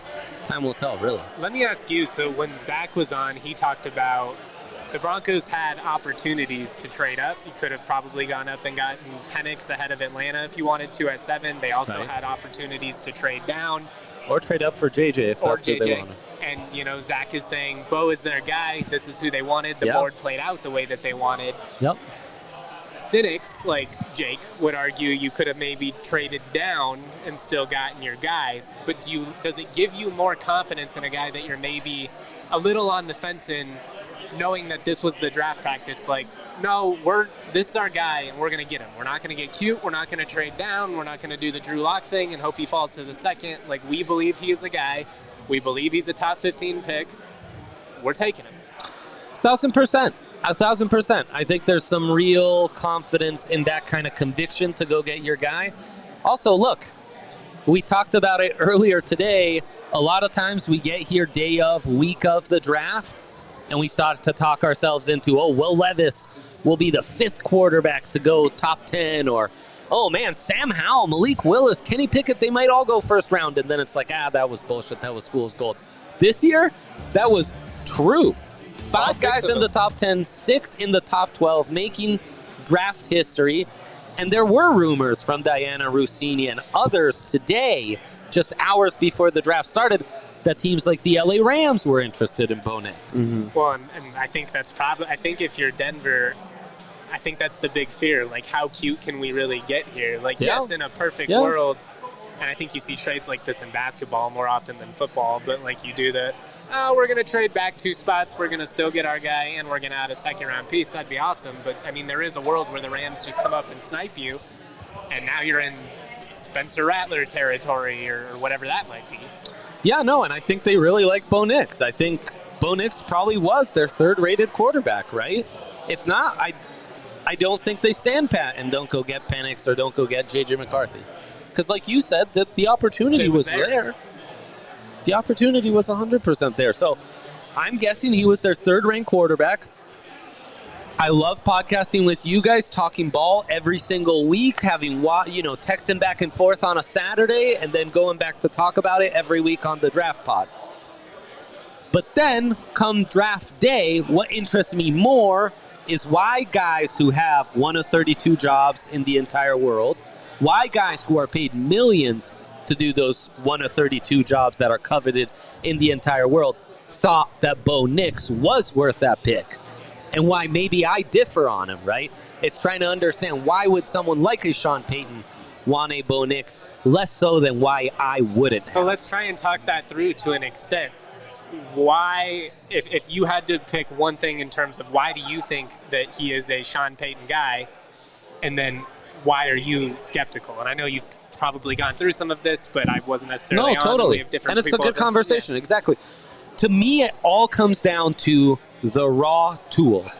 How elite is the arm and the raw athleticism? And that is really going to determine his ceiling. And at 6'2", 215-ish, the arm maybe doesn't tick super duper elite. Like I compare him to Hurts. Hurts to me in that final year at Oklahoma with Lincoln Riley, there were some times where it was like, shit, he is gunning it. He's showing me something that I didn't see at Alabama in years prior. You got to look for it a little more with Bo. You got to see, like, there's a throw against Utah where he's falling backwards, dead to rights, guns it, and is able to, like, get his guy to the end zone. And then it's the athleticism as a runner. Is this guy good? How dynamic is he in space? Is he Lamar Jackson? I don't think he's Lamar Jackson. No, but he can move around. Is he Jalen Hurts? And, so it's really like assessing those raw skills and how does it pertain to how high is that ceiling? Is his ability to ultimately ascend into a top 12 quarterback in the league? Because let's face it, in 5 years, if he warrants starting for the next 3, 4, 5 years, so that's a successful pick. And it's a successful pick, but then in 5 years, you're going to have to make the tough decision of, do you reinvest? Do I give him damn near $250 million? Hey, or I'd am I afraid that in the first place? Well, no doubt. Or is $250 million going to make it so that your team has a cap to it because this guy is more like the 15th best starting quarterback in the league than the 8th, and so it's going to be hard when he's getting this major chunk of my cap salary to then build a true contender around him. I actually think maybe the opposite for that one. Because I feel like only quarterback, though. I think quarterback is the only position where your mental attributes can trump your physical attributes. It's a great So point. I feel like just like with Drew Brees, I don't think he was, maybe besides accuracy, I don't think he was the best quarterback in any You're other absolutely field. right, But I think if you're smart enough to handle Sean Payton's offense, can get the line where they need to go in protection, can hit the small wins, I think that's what's going to allow him to be a successful quarterback. Even Patrick Mahomes, they talk about all his attributes as far as like his running ability and his physical arm strength. Like that, he is smart on the football field. Like the way he is able to put it, they're able to put in so many new plays every single week that teams have to be able to deal with because Patrick Mahomes can handle it. And so I think it's like, usually I feel like the smartest quarterback always wins. Yeah, and if he can come in smart and, between the years, he can kind of survive. And then the other thing we've talked about is it feels like the quarterback position in the modern NFL has really been about find a guy who's athletic enough to overcome being, behind the speed of the game mentally the first couple seasons, but to still make enough winning plays to survive those first couple of years. And then once your brain starts to catch up to the speed of the NFL game and you've been able to get those reps, then you could really have something. Comes together, Well, and if you're Sean Payton, and I think his frustration with Russell Wilson were obviously pretty public, but I think if you're sitting and you're looking at the situation, you're like, I've got a 35-year-old quarterback who keeps taking negative plays. Like I can talk myself into this young guy who it's like if he's not even doing that and he is just taking these positive plays, he might not necessarily making the home run plays, but you're going to be much more consistent as an offense. You're going to be much less, erratic. And I feel like that was the biggest problem with that Denver offense a year ago. Yes, you'd have the moments, and Rush had some moments where he popped throwing the football, and it was clearly better than the year before. But it was still way too much 1 step forward, 2 steps back. And at this point, like maybe you're not taking 3 steps forward, but you're just consistently going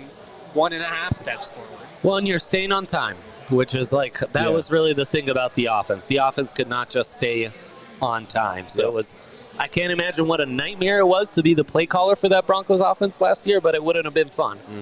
And Jake, you maybe aren't a fan of Bo Nix, but you can attest to this. it's quite the change in narrative that we are now describing Bo Nix as a responsible guy that can keep your offense on time. Because I remember, you saw him in Boulder throw a pass behind his head. I know. The guy is wild. You know, he has that to him. So it's can you strike that balance? You know. I mean, look, when you look at quarterback and you look at guys like aggressiveness, I think you would rather have the guy that you have to kind of rein in a bit, rather than the guy that you're still like, come on, man, you got to make these throws. We saw that last year with Russ, where it's like, God damn, man, can't you just like throw it away, or just like, can you just throw it up there one time just to give it a shot instead of just taking a sack or, you know, running around trying to make something happen that's not there. So that is the thing about quarterback that with Bo Nix that you can look on and go, okay, if we can just rein this guy back like half a step, a full step maybe, we've got something. There you go. He's Hey, we've gotten you from like a 2 to guy. like a 4.5 in terms of the vibe scale. Look, man, the reason why I didn't want this to happen, I just don't. The cap situation, especially after the Russ cap hit, just doesn't scream to me like this is a situation for a rookie quarterback. Next year they'll have a ton of cap. Yep. But we have to find players, though. We need players. Well, they'll have a ton of cap and all their picks next year. So if he pops at all, that could be an intriguing place to come. Yeah.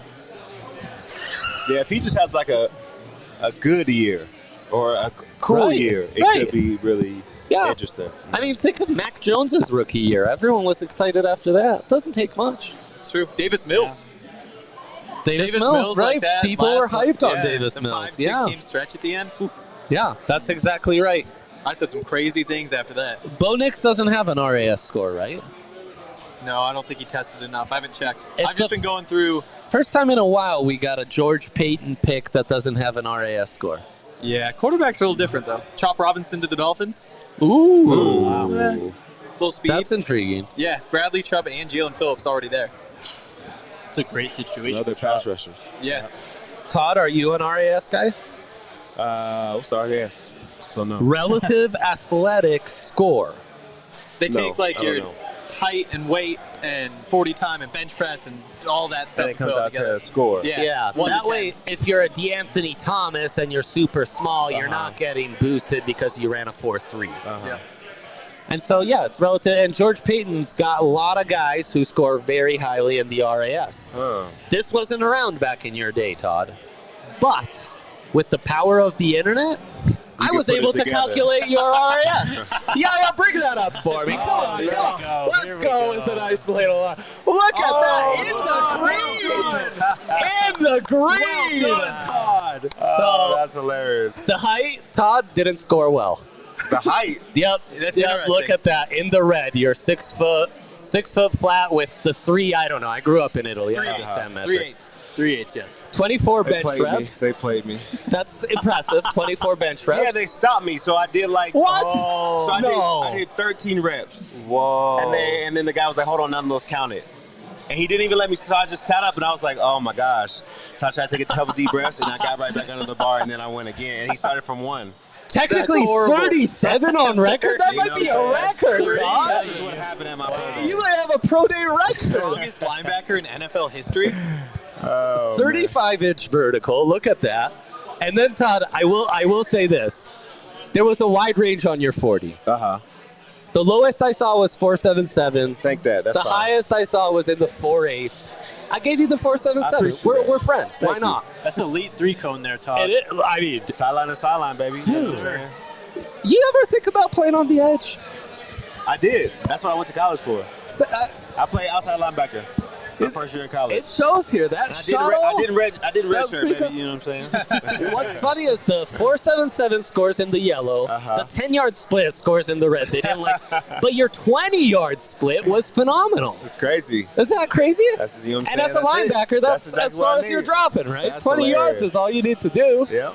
So look at you checking off the boxes. This is 809. That's hilarious. This is awesome. You didn't expect I that love it. one, Didn't huh? expect that at all. Oh, there you go. Did a little quick I'm glad it math was green. for us. If it was red, would you have posted? No, I don't think so. Oh, we should have done the Dan Patrick does that with all the. Oh yeah, the draft like the scouting report Yeah, thing. he gives them all only the negative. So and then he'll like give them the cards. Drew Brees actually he kept it and he put it in his locker room. Only the negative. Yep. It's good. It's a good way to go operate. Motivation, it's kind of how baby. I operate. Me too. It's not healthy. Not it's at really all. unhealthy. Yeah, celebrate your dubs. I urge you to celebrate your dubs, please. Now defenders are coming off the board. Where are we at? I had to walk away for a second. Dolphins took Chop Robinson, one of you told me. Yeah, so Eagles on the clock. Eagles on the clock at 22. Is Quinyon Mitchell still available for them? The guy they were rumored to trade up at 12 to get? Wow, that would be a steal for them. Heck yeah. And then at 23, you would have the Jags, who traded down with Minnesota, who traded up to 17 to take Dallas Turner. So, I don't know what the Jags are doing. They were kind of rumored to be a Xavier Worthy team. They need some offensive help. I mean, I know. Xavier Worthy would be a weird one, though. Adonai Real Mitchell? speedster. Adonai Mitchell, I would love. There's some stuff about him being a about Malachi diabetic Coleman? that's weird that's come out, that he was like inconsistent off the field because of his diabetes. So It's then like, well, you hope it's yeah. a Jay Cutler situation where you get it leveled and he's just fine. Right. Just treat it correctly. Yes, Yeah. yeah. Give him the Figure proper it out. medical assistance. Yeah.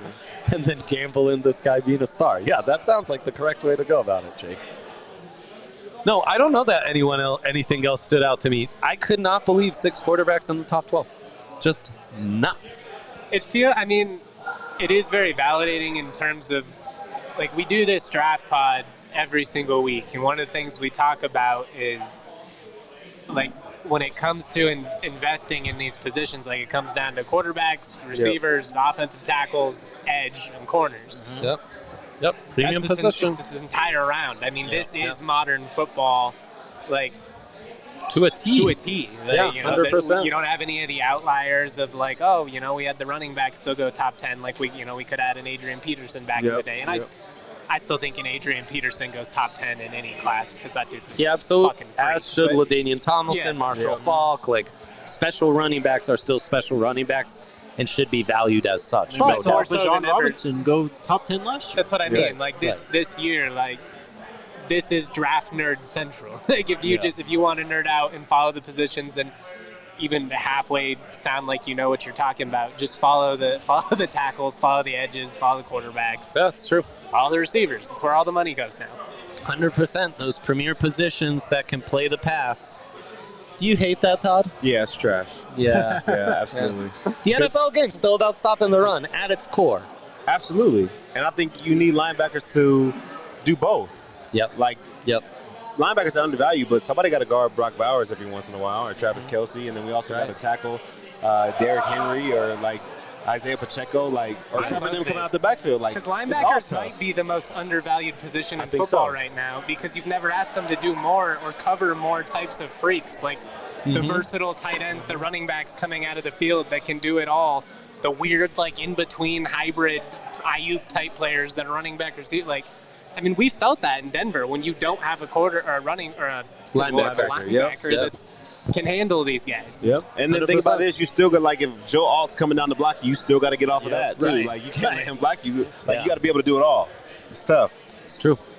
Yeah, it's funny. These positions where you actually need to do more, safety's the same way. Nickelback, they've almost been devalued. Yep. It's like I can kind of find a guy who checks off all those boxes, but maybe isn't Fred But do you guys Warner. think it's just cyclical? Like, do you think 10 years from now we go full circle and it just that becomes the notion with receivers because there's so many freak athletes coming out of 7-on-7s and stuff. There's so many of these guys that they become a dime a dozen, and it's like, I don't know, maybe I don't need to invest $100 million in this receiver. We'll just take one of the 8 guys coming out in the first round, and we come back to valuing linebackers and safeties or something. I don't know. Corner could be the same way.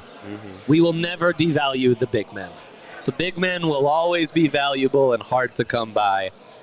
Talented, athletic, freaky offensive linemen and defensive linemen Those will always be at a premium. There's only no so matter many what. like Yes, 6, that's 7, right. That's right. They're hard to 320 find. people in the world. And half of the 6'7" guys play basketball, so they're already cut up. Yeah. And then you got to find one that's not 6'7", 210, that's 6'7", Right. 320. Like, yeah, it's And tough. has that dog in him. Exactly. Wants to compete, play in, play out. You Yeah. know, those guys are They're hard to come by. very few around the world. Yes, 100%. Now we got to see, do we have a pick on the Eagles here? I've been looking. I haven't seen anything. I wanted to see what the Nuggets are doing here. Don't tell me. We have started. Okay. Oh, don't tell me. Don't tell me. Okay. Could we? You get no, it's all good. It's all good. It'll get spoiled for me without a doubt. You watch the replays? Is that your I'm big replay guy? trying. I don't prefer it, but we got work to do tonight. So. It's a good call. I could do that too. I could join the cause. Is this for the Eagles? Yes. Do we know it? Pick is in. Quinyon Mitchell. Quinyon Mitchell. Shit. What a pick. It's a great pick. It's great value. I mean, they were set to win. That's my corner one. This is what this team does every single year, bro. Every single year. And you know how it started? They needed a quarterback. They didn't took a press flyer it. on him. They took a flyer on a second rounder. Yeah, He was in no, the I know. second round. But I know. He was in the second round. This year, you wouldn't get him in the second round. no. I can tell you I would have been more excited about Hurts coming out of Oklahoma. Oh, yeah. No doubt. We were Hurts believers, though. Yep. Also true. He also had that Lincoln Riley stank on him, Yeah. which you like. You like. Yeah. Just 10 more picks to go.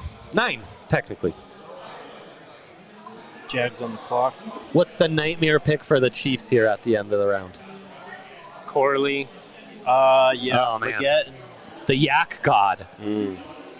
Give him a guy with great speed. And I mean, I feel like if you give them anything that can replicate what they lost with Tyreek Hill moving on, that's the one element of that offense that I feel like kind of went away. I mean, Yeah.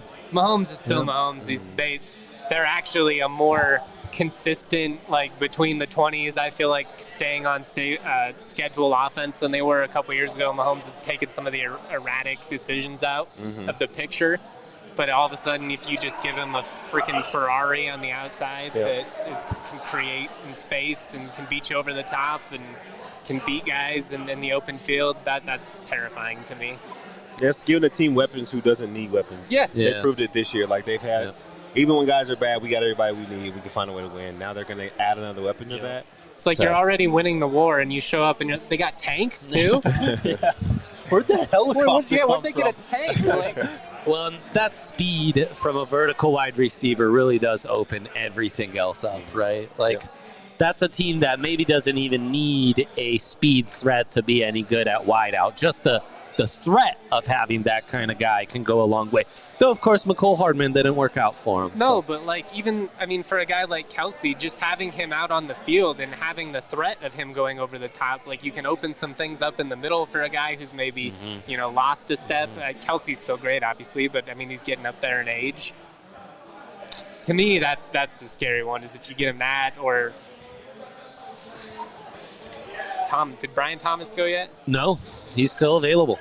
Lots of talent still on the board. Thomas would make me a little worrisome too. Just a guy, just proven guy over the top, has the production. 100%, like, I know the catch radius isn't phenomenal, but that guy would go from Jaden Daniels thrown to Mahomes. That would not be ideal for the Broncos. Favorite picks thus far in the draft?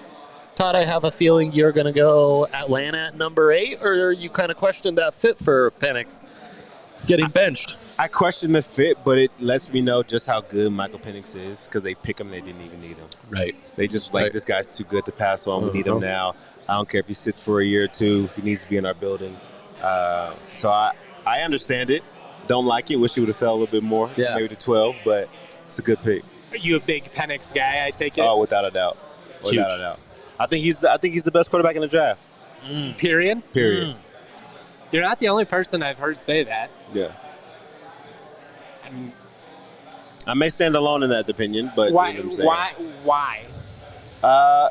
The accuracy. I think he had great receivers, but if you look at where he's placing the ball, it's 100% on point. Like my guy is catching it or it's not being caught, and it's like falling right into their hands, you know? And so I just think that accuracy is what can allow him to really win on Sundays. And then we know he's smart. We know he handles the protection. Like, he's accurate. He can handle the protection, and he is the only other player to throw for 4,500 yards in back-to-back seasons. Like, I don't know what more people needed to see as far as, like, I understand the medical, but if we're talking about Latu is one of the best defensive players, he was supposed to be done. Like, they never told Penix to stop playing football, I feel like Penix is the argument for him is just like, okay, but like, did you actually watch him in a football game? Yeah. And like, we can get into every little nerdy detail. He ran this, he did this.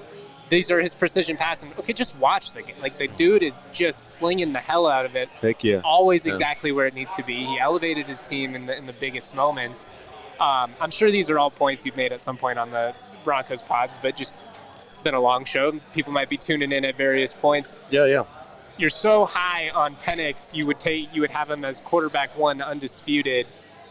Is that so much on Penix, or do you have any hesitancy with Caleb Williams? Is there something you're seeing there where you're not so sure it translates?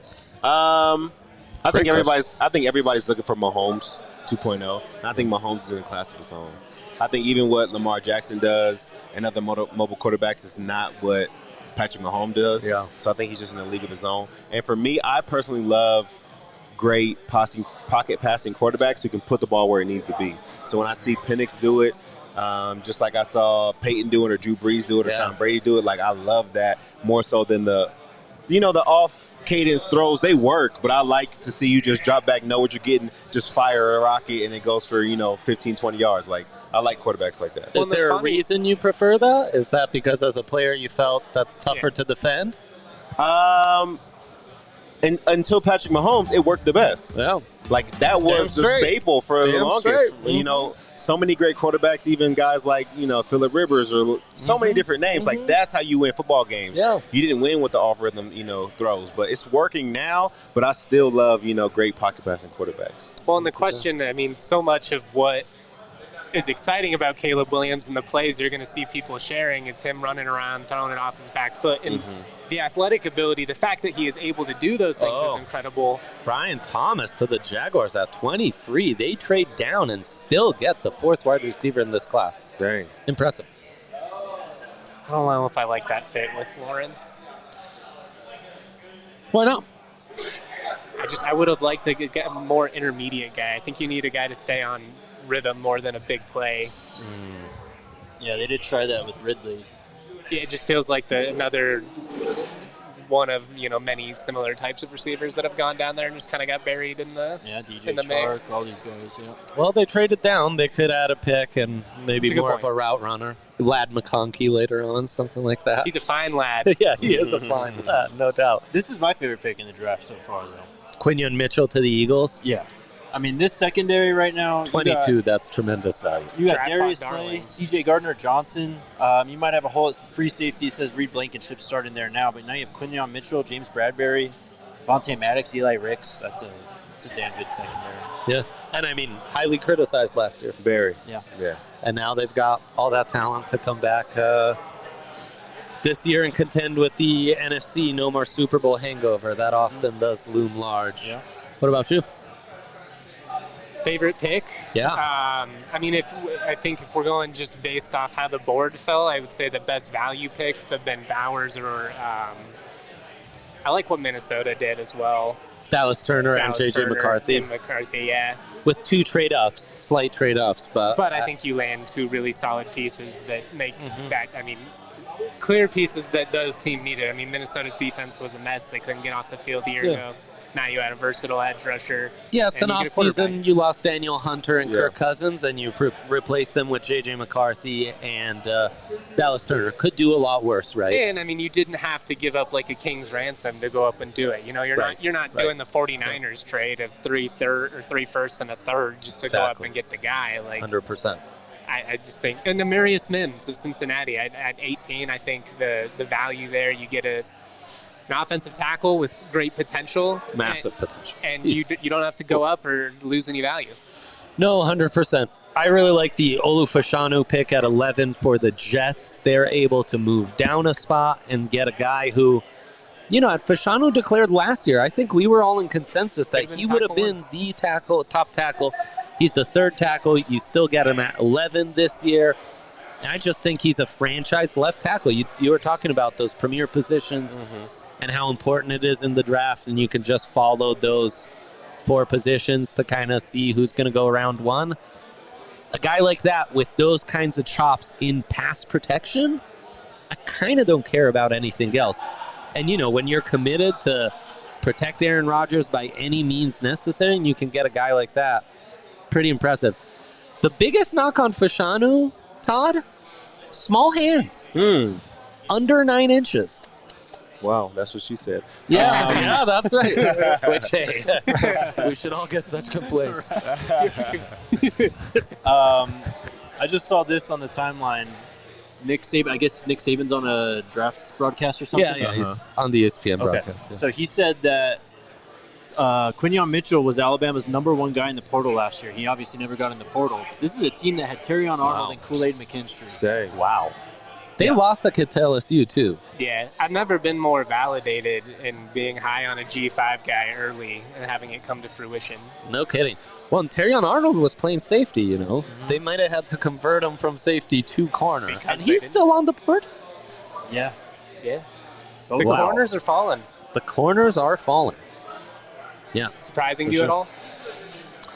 I mean, with this many quarterbacks, we talked, one of these positions had to have a group that slid. Yep. It's been corner. It's been corner. And these guys are good, but they're not. Yeah, I mean, it does go in line with the corner preview and everything. Even what we said this morning, where it's like you like all of them, you don't know if you love any of them. Yeah. Right. Yep. I think defense slid as a whole. I think. Dude, did it ever? Yeah, this was just an offensive-heavy draft, and we saw it play out because first defensive player went like 14? 15 maybe? Yeah. Yeah. Latu was it? I believe To the so. Colts? Yep. Yeah, Latu to the Colts. And then Byron Murphy went 16.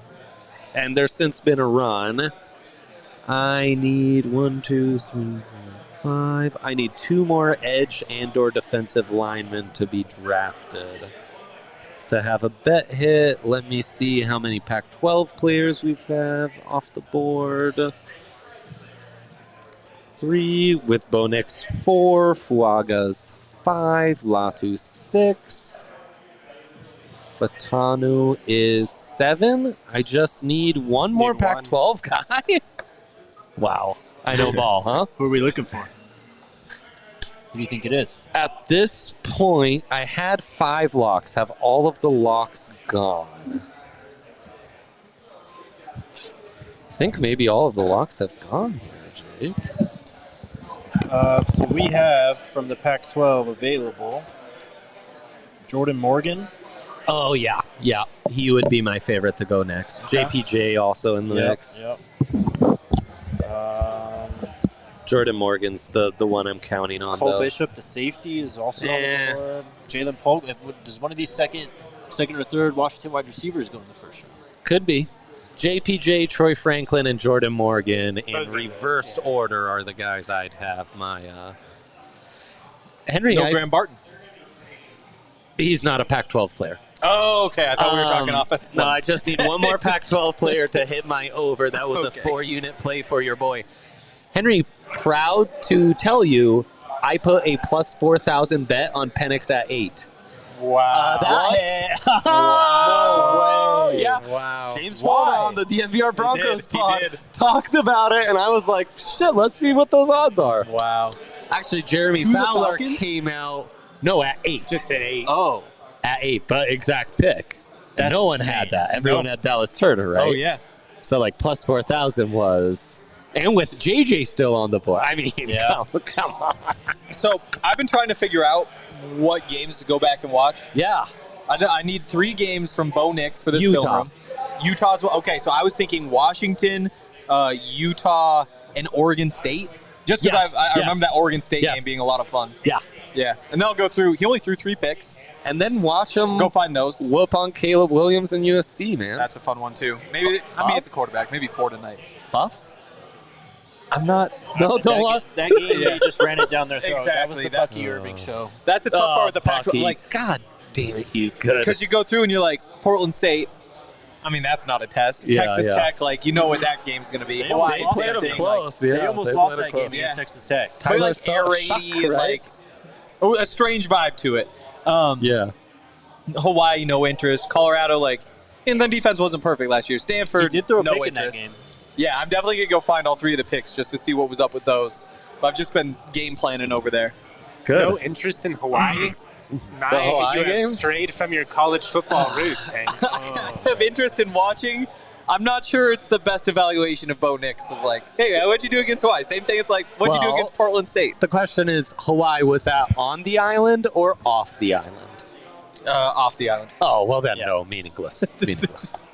We have to know what's going to Yeah, happen yeah. if the Broncos ever play a game I'll have on to the tell my island. boy Timmy Chang, Hank is a fan. Beating Hawaii and Eugene, not a big deal. Beating Hawaii and Honolulu, big deal. Wow. Any sharp knows that. Wow. Respect the island. Respect the Yeah, island. What was yeah. their record this year?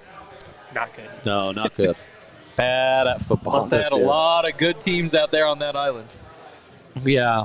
Yeah, the island isn't what it used to be, honestly. It's also not- kind of crazy. not I'm the just going fortress through the it once stats. was. So what? 2 300-yard games as a freshman, 1 300-yard game as a sophomore, 300 on the number. 1 300-yard game as in his third year at Auburn. Also, went for watch the 377 final Iron game. Bowl highlights When from he his beat year as a Bama. freshman when he beat Oh, Bama. yeah, definitely. Okay, Yeah, I remember trade watching that one. alert. But The A lot of that Lions game. have moved up to 24. Really? That's correct. And that means the team that was at 24 has Dallas. moved out of the first round entirely. Boy, that would suck, huh? Being a Cowboys fan? It always sucks to be a Yeah. Cowboys fan. They're Yeah. taking Terry on Arnold here. That feels like such a Dan Campbell pick. What a pick for Danny C. That's a good one right there. But so like 4 300-yard games in his time at Auburn, 7 this season. It is pretty crazy. So like when you know it's that he was bad and now he turned good, but when you actually just like run through all the numbers, it's pretty shocking just to see the difference. Yeah, I mean, Gus Malzahn's Auburn Tigers weren't the best back then. Yeah. But again, yeah. a little bit of a chicken egg discussion because Bo Sure. Nix also not the best. Okay. Yeah. Okay. I think in football, when you're playing in a shitty system on a shitty team and offense, it's sometimes less of a chicken and egg and more of a, yeah, that was a guy on a bad system and offense. I mean, they were 9-4.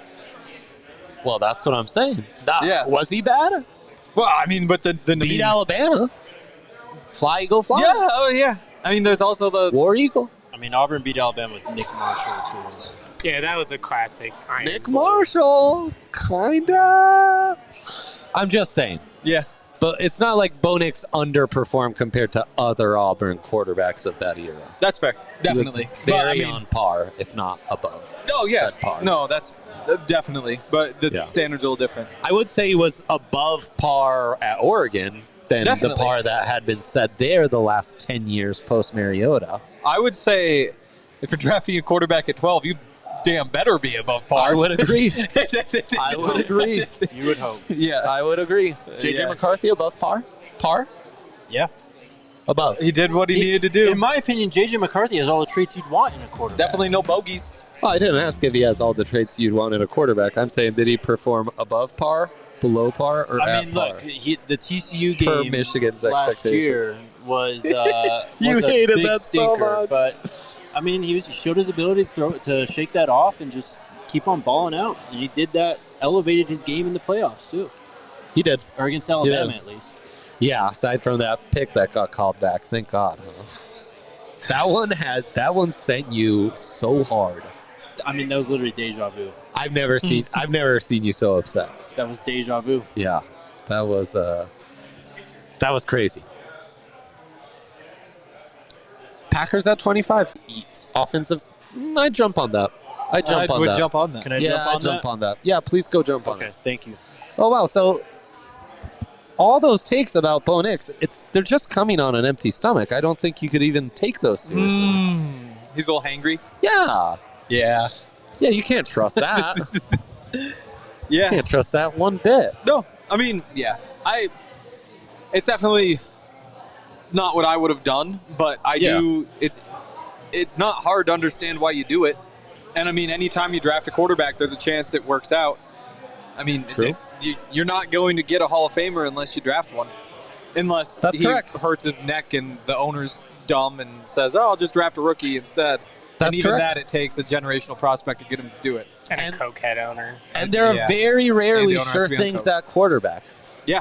And even those sure things turns out sometimes not the surest of things. Elway, sure thing. Oh, I would say that panned out as expected. Andrew Luck, sure thing.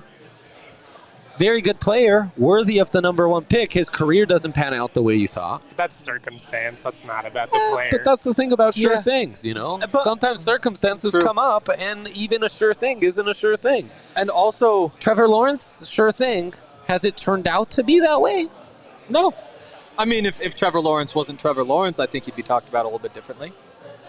As negatively or positively? Negatively. I mean, he's one of the 12, 15 best quarterbacks, I agree. which is pretty good, but it's certainly not what you hope for when you draft Trevor Lawrence. Right. But it's enough for him to not be considered a bust or anything. It's just, Yeah. He's buying his time. And I do think that there are things about Bo Nix that are sure. I wouldn't say, like, sure thing he's an awesome quarterback, but I don't really have many doubts that he can, again, like, run a system, Henry, be can ready. you help? I don't know what he's doing back there. I don't either. But like, you know that there's solid things that he can do. Like, in terms of just getting somebody who can start day one, Bo Nix, there's a strong case to be made that he's number 2 on the list in this year's draft. Penix, Bo Nix. I would say Caleb Williams, Bo Nix. But I mean, Most ready to start? yeah, Day one. I think the toughest part about Caleb Williams is so much of, and we were kind of talking about this with Todd, but got sidetracked, is so much of what excites you. What? big news in the draft. Packers, I believe it's the Packers, taking Jordan Morgan. Hey! Let's go. Pac-12 doing me right in the Yes. final year I can make that bet, huh? Wow. Going out on R.I.P. top.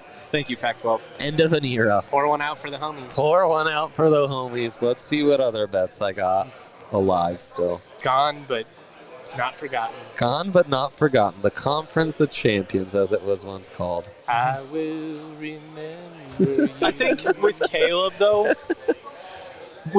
I don't see anything that Bo Nix does that he couldn't do. Like, if you want to do that same thing with the read options and the RPOs and the quick game, Caleb can do that. You know? If Will we're talking, he?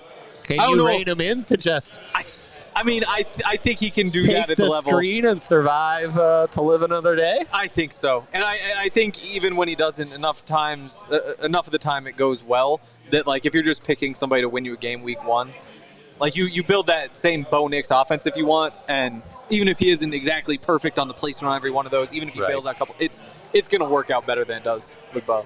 But I mean, again, you like, would second think, is but nice. the argument for Bo Nix is that he is just going to go out and do exactly what Sean Payton wants. Nothing more, nothing less. But again, unless Sean Payton wants him to make 3 reads, in which case that's just not on tape, you know?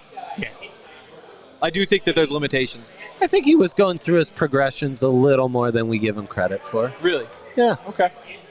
Yeah. Well, watch when you go watch the tape. When we go watch the tape tonight, let's make a note to check that out. Okay. We should make a note. Well, we're not. He's looking at me like I'm saying we're having a slumber party and we're watching Bo Nix tape Are we? in our jammies all night. It sounds Can we? lovely, frankly. I'm not planning on sleeping tonight anyway, so might as well make a party out of it. I remember those days. I look forward to some post round 1 sleep some myself chicken nowadays. fingers. Right. Load up on Pro. Huh? Have yourself a night. That does sound like quite the night. Yeah. Bo Nix. I can't believe he's a Sean Payton guy. What a world. For those who want to follow along with Dre's picks that are remaining, we would love to see Jatavian Sanders sneak into round 1. That would make me a nice chunk of change. Michael Hall sneak into round 1. Rosengarten, the right tackle from Washington, the other tackle. And from Colorado. Yeah. The state, not the school. Brandon Fisk, make it into round 1. Braden, yep. Xavier Leggett, make it into round 1. Ooh. I also need 2 more D linemen and/or edge rushers. And if a safety made it to round one, that was boost at a plus 600. Is there anybody mathematically possible?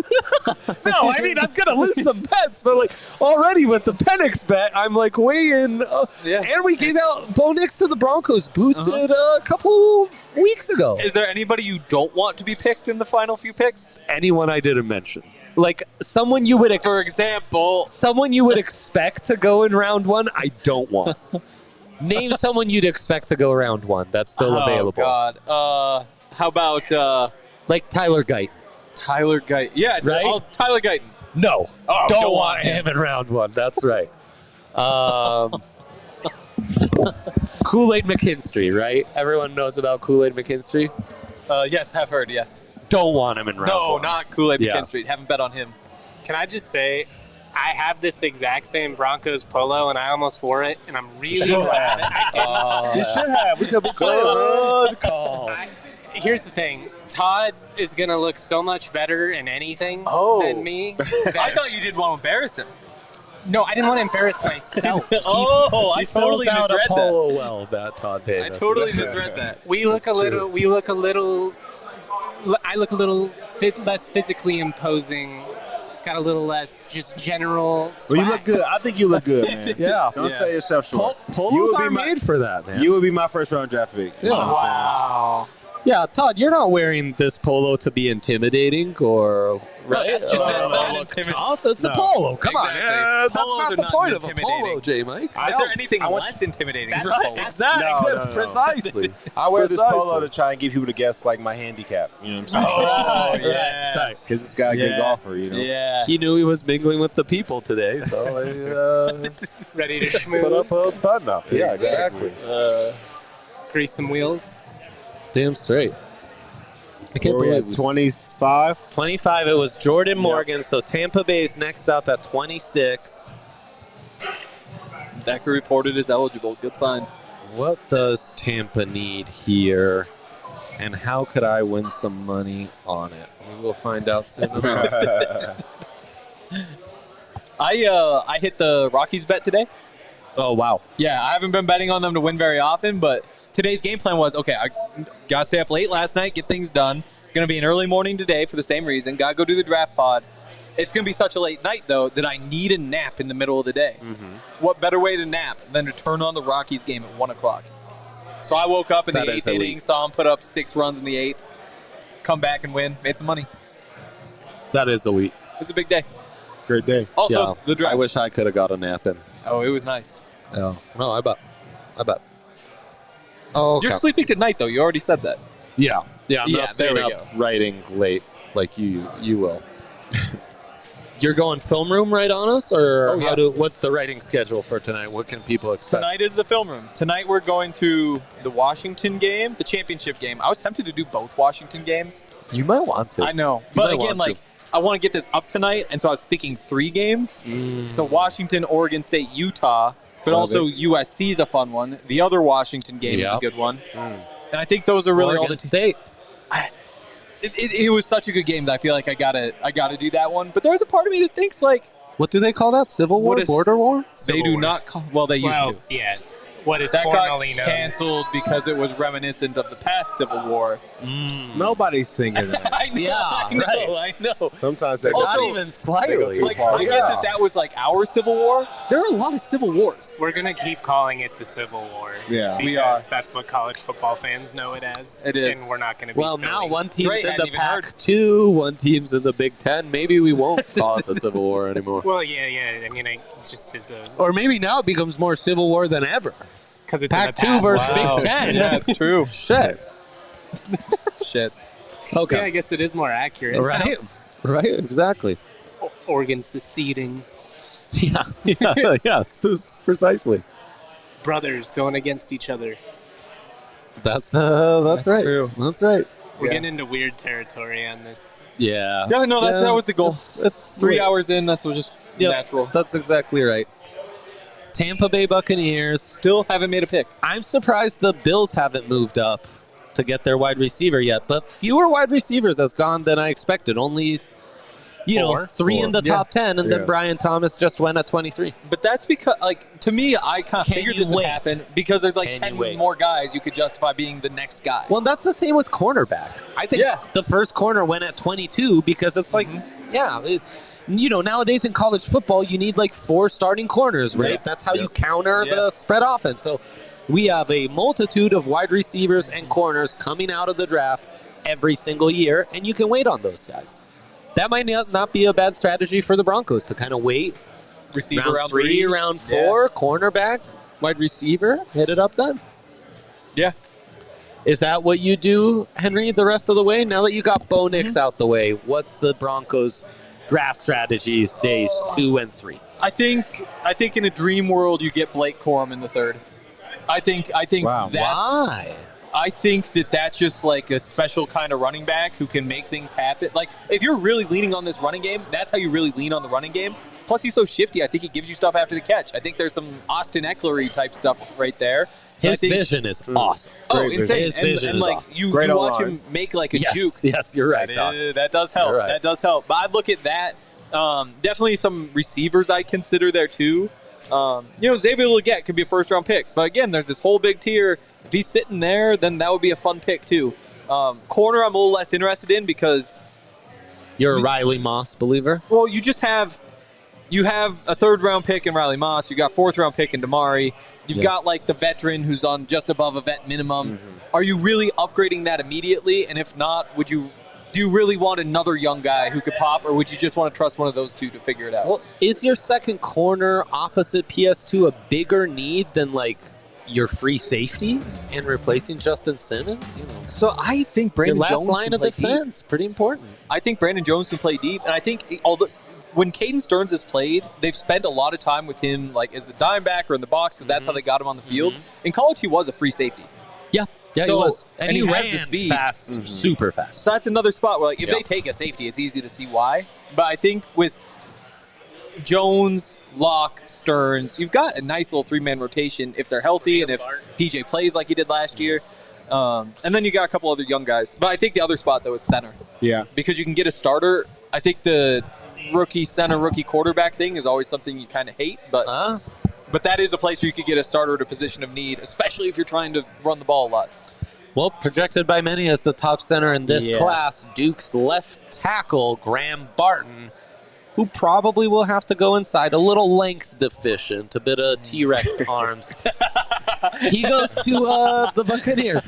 You love my scouting, Tom. That's great. That one was so good. That's great. Length deficient. Some people have that problem. That's exactly right. Yeah. Not me.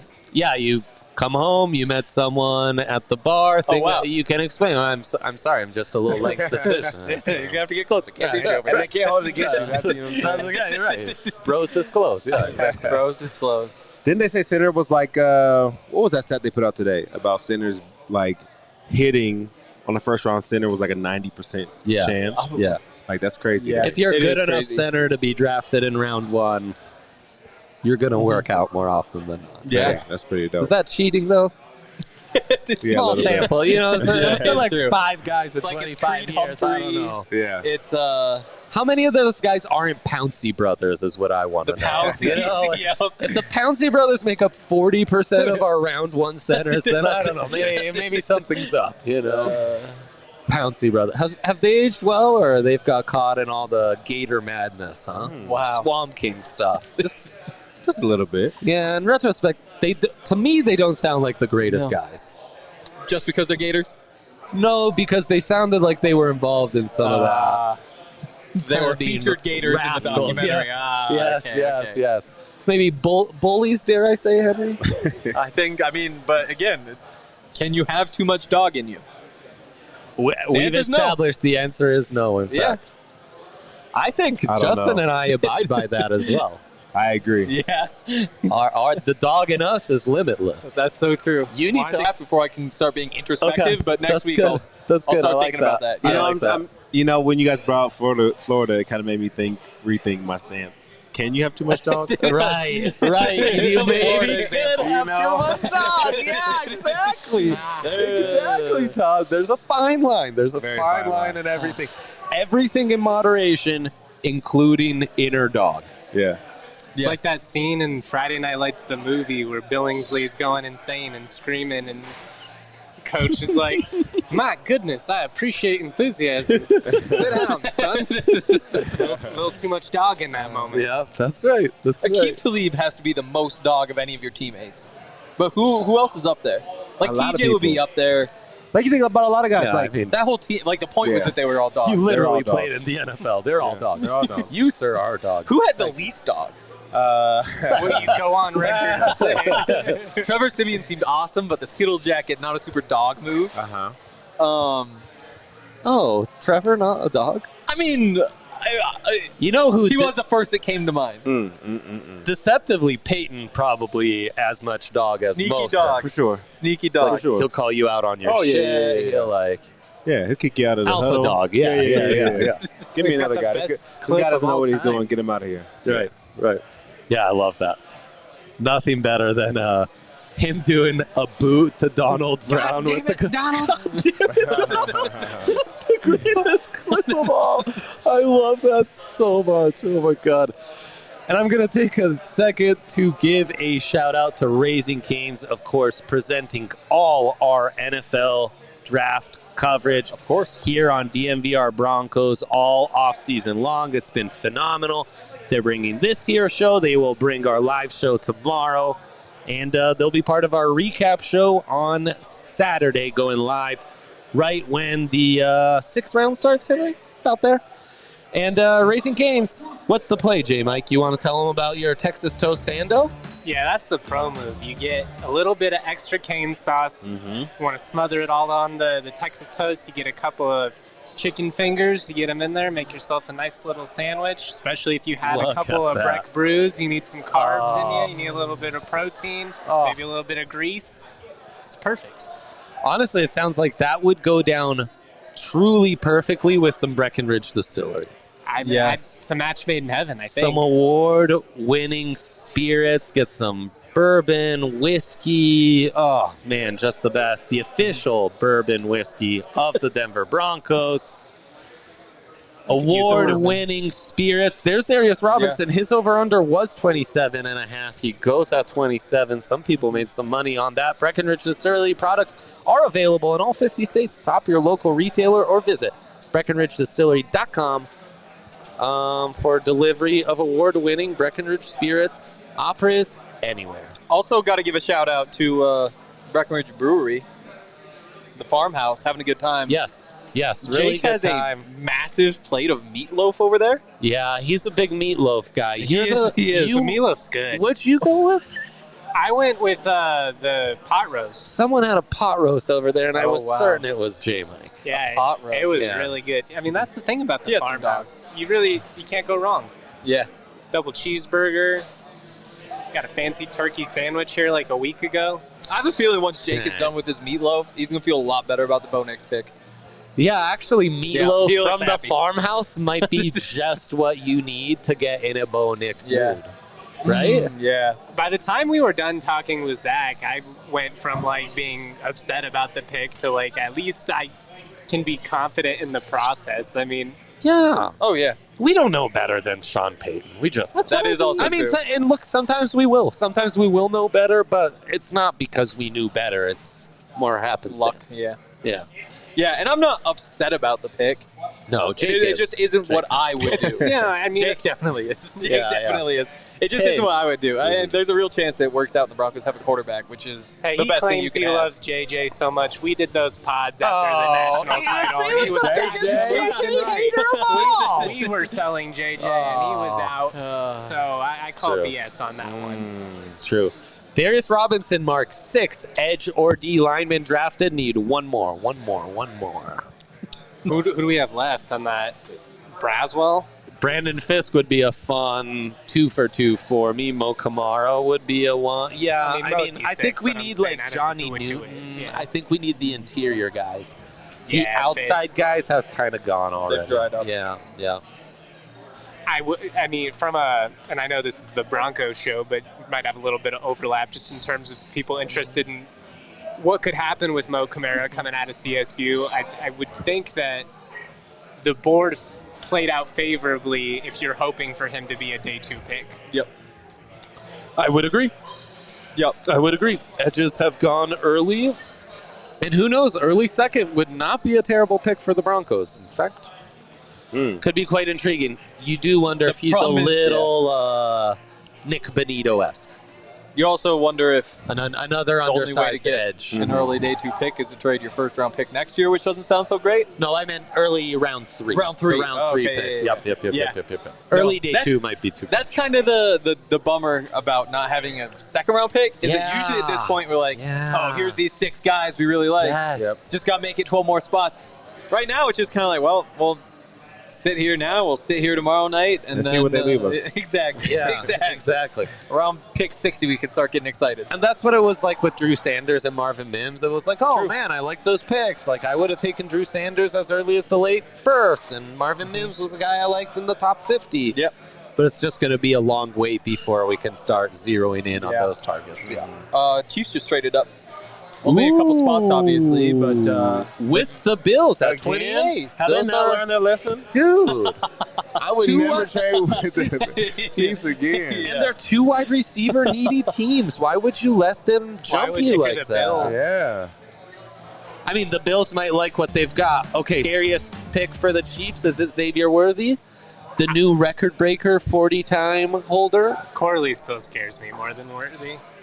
I don't think they'll take Corley, luckily. the pick is in. Had a Chiefs fan tell me they would look at Lad McConkey and Ricky Worthy.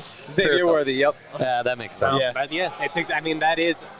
I have my own skepticism about whether what Worthy brings to the table actually translates at the next level in terms of like being a consistent receiver. A lot of drops, but the dude can outrun anybody on the field at any given time. Straight fly, He does give you that element that I talked about earlier of just top end speed. Like even if he's not necessarily getting the ball, just having to account for him changes the geometry. You're changing the angles. So was he like 178 pounds? Yeah, he weighs about as much as 165. he weighs less than me at the moment. No, I mean 165. Guys, we talk about it from through the years. There are some dudes who this is a non-football athlete. He moves different than football players move. Yep. And it's because he's 5'11", 165, and he's the fastest guy to ever test at the NFL Combine per to 40. So, you can stop him, you can jam him and stuff, but you got to account for him, and the spacing key and verticality he brings that offense is going to be tough to game plan against. Certainly. Assuming he does, in fact, catch the football that's thrown to him, which was a major problem for him consistently. Yeah. And a major problem for the Chiefs offense. I mean, Absolutely. they couldn't find wide receivers who could catch the ball, period. Yeah, no, you almost wonder if it's like a culture thing. Like how is that whole team unable to catch a football, and is Xavier Worthy really going to fix that problem? Like I feel like there could almost be like a drop vibe that happens. You might be onto something, right? I think they got lucky with Tyreek Hill, multitude of ways. Many ways. And sometimes you can get lucky and think the reason you got lucky is skill, and they've gone after all these other speed wide receivers, right? Without understanding that part of Tyreek's genius isn't just the speed, it's that he's built like for starters, he's built like a little, fire hydrant. 20 pounds heavier. And then at for a the guy combine that's than Worthy. 5'11", man, he goes up and contests and grabs and competes at the catch point every single play. Yep. And He's you like a don't running You back. don't see any of that from Worthy. You don't see that from Worthy. You don't see that from a lot of wide receivers, man. That's why we like Nabers so much. You do see that shit in Nabers. So, I wonder is Xavier Worthy trying to replicate something but not knowing how? That said, And maybe that's part of the fallacy, is it is a philosophical issue. I think the counter is that he's such a game breaker that like you might just hit once or twice a game, and that's 14 points. Yep. It's the Joe Flacco on that playoff run conundrum is sometimes you don't have to be consistent, but you hit 2 or 3 of those long bombs a game. Yep. Right. 3 games in a row, shit, you might just win a Lombardi. Might be that easy. Yep. Is it that easy? For the Chiefs this year, I guess. Because you said they were dropping passes left and right, and in the playoffs, something changed. Yep. Wait, Travis Kelce was dropping passes. Everybody. which is crazy. Everybody. Yeah. Is there an inevitability in sports with some teams?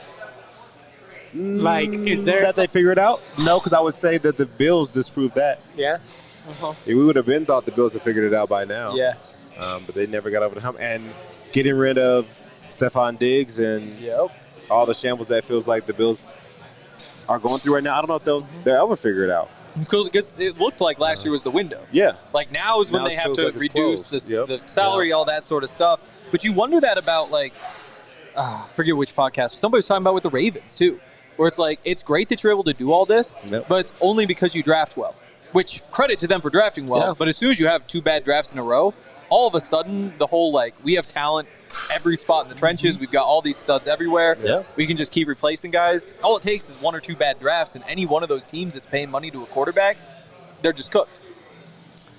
It's hard to stay competitive in a league like the NFL, man. Harder to stay competitive or get competitive? Stay competitive.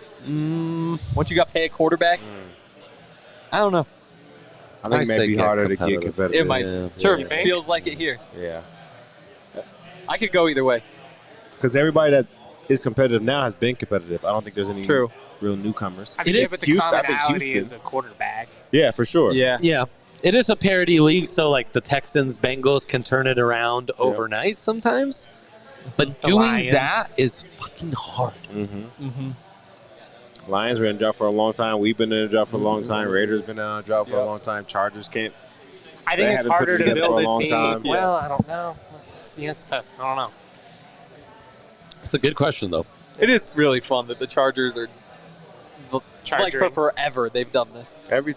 Like, they've never really had, like, they've had good teams. Like, they've had great players, and they've never done anything, which is awesome. No, I know. Like, year after year of really great players and nothing to show for it. And the one year they could have won the Super Bowl, I mean, they fumbled the ball to the Patriots.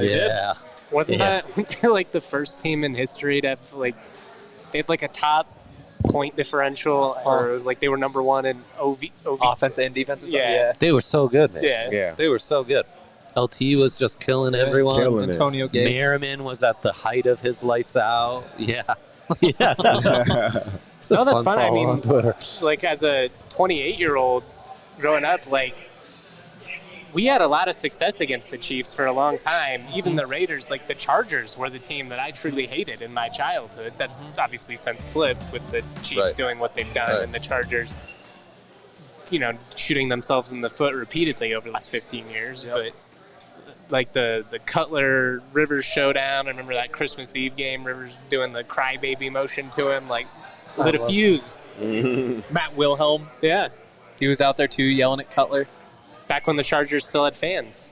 Crazy. Well, in an AFC West where I would argue Chargers with Alt, Raiders with Bowers, certainly Broncos with Bo Nix, the 3 teams who aren't the defending champs are kind of trying to change their skin, change their identity. The Chiefs are just leaning entirely to what they're all about. That would make sense, though, right? Like, at this point, I think trying to beat the Chiefs at their own game is probably futile. Yeah, I wouldn't do it. I'd go beat them up. It's Go take it to them. Especially I mean, we saw it with Fangio. Like, he had success defensively and slowing them down. I just never had the offense. For sure. Tyler fun, dude. Guyton taken by them boys. Where are you at on O-line? Did you have any props on that? No, because the juice on over 9.5 was not great. I'm wondering what we're at. D lineman. We need one more D lineman or edge. Just one more.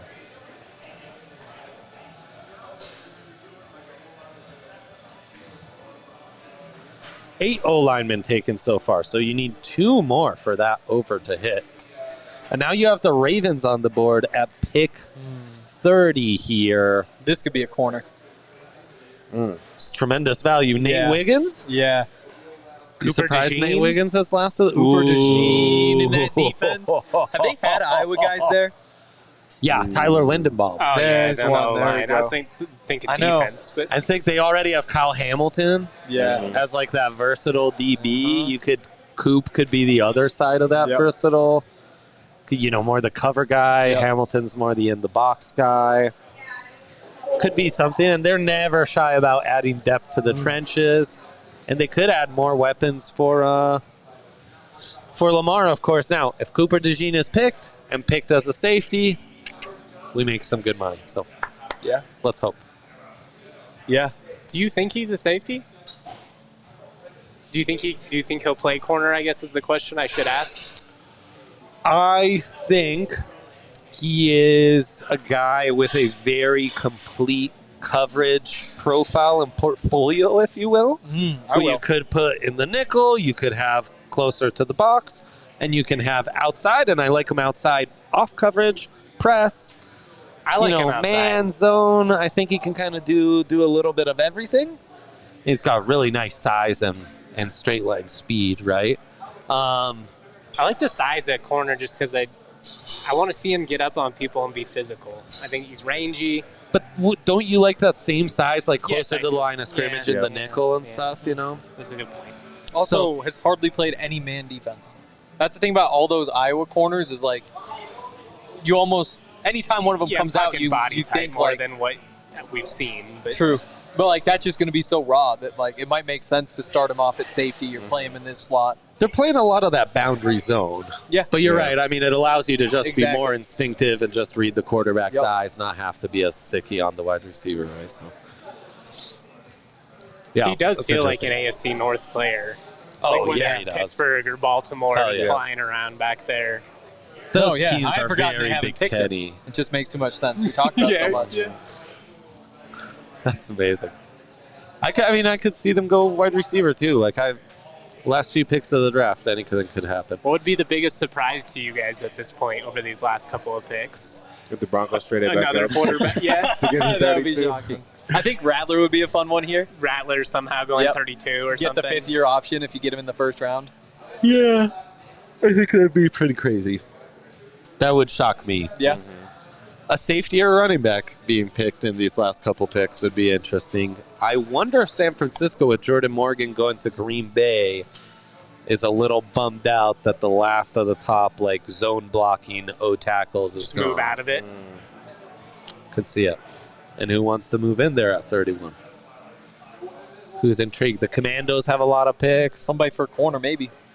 That seems like where the value is. Yeah. Maybe a receiver, too, if you want your pick of the bunch. There's a lot of wide receiver talent still, because only 5 selected thus far, right? Yep. Oh yeah, where are the others? Who's the 5th? Yeah, Probably Johnny Newton's really good. Yeah, I mean, that's a good one. Probably there's not the a tight lot ends. of wide receivers and corners, I tell you, man. Could see the first linebacker come off the board. Come on, baby. Ravens pick is in. Okay. Nate Wiggins. Your guy. Yep. Nate Wiggins. Yep. He's fast. He doesn't feel very Raidersy, a fast Ravens. Ravensy. He doesn't feel very Ravensy, a fast, slimmer guy. He Yeah, does like play an him on the NFC boundary. South corner, not an NFC North corner. Right. Yeah. I think there's definitely room in that defense for more speed, though. Like you get your Kyle Hamilton. It's nice to have somebody who can say, like we've got Tyreek Hill out there. Sit on the top, stay on top. 73, man. It's light.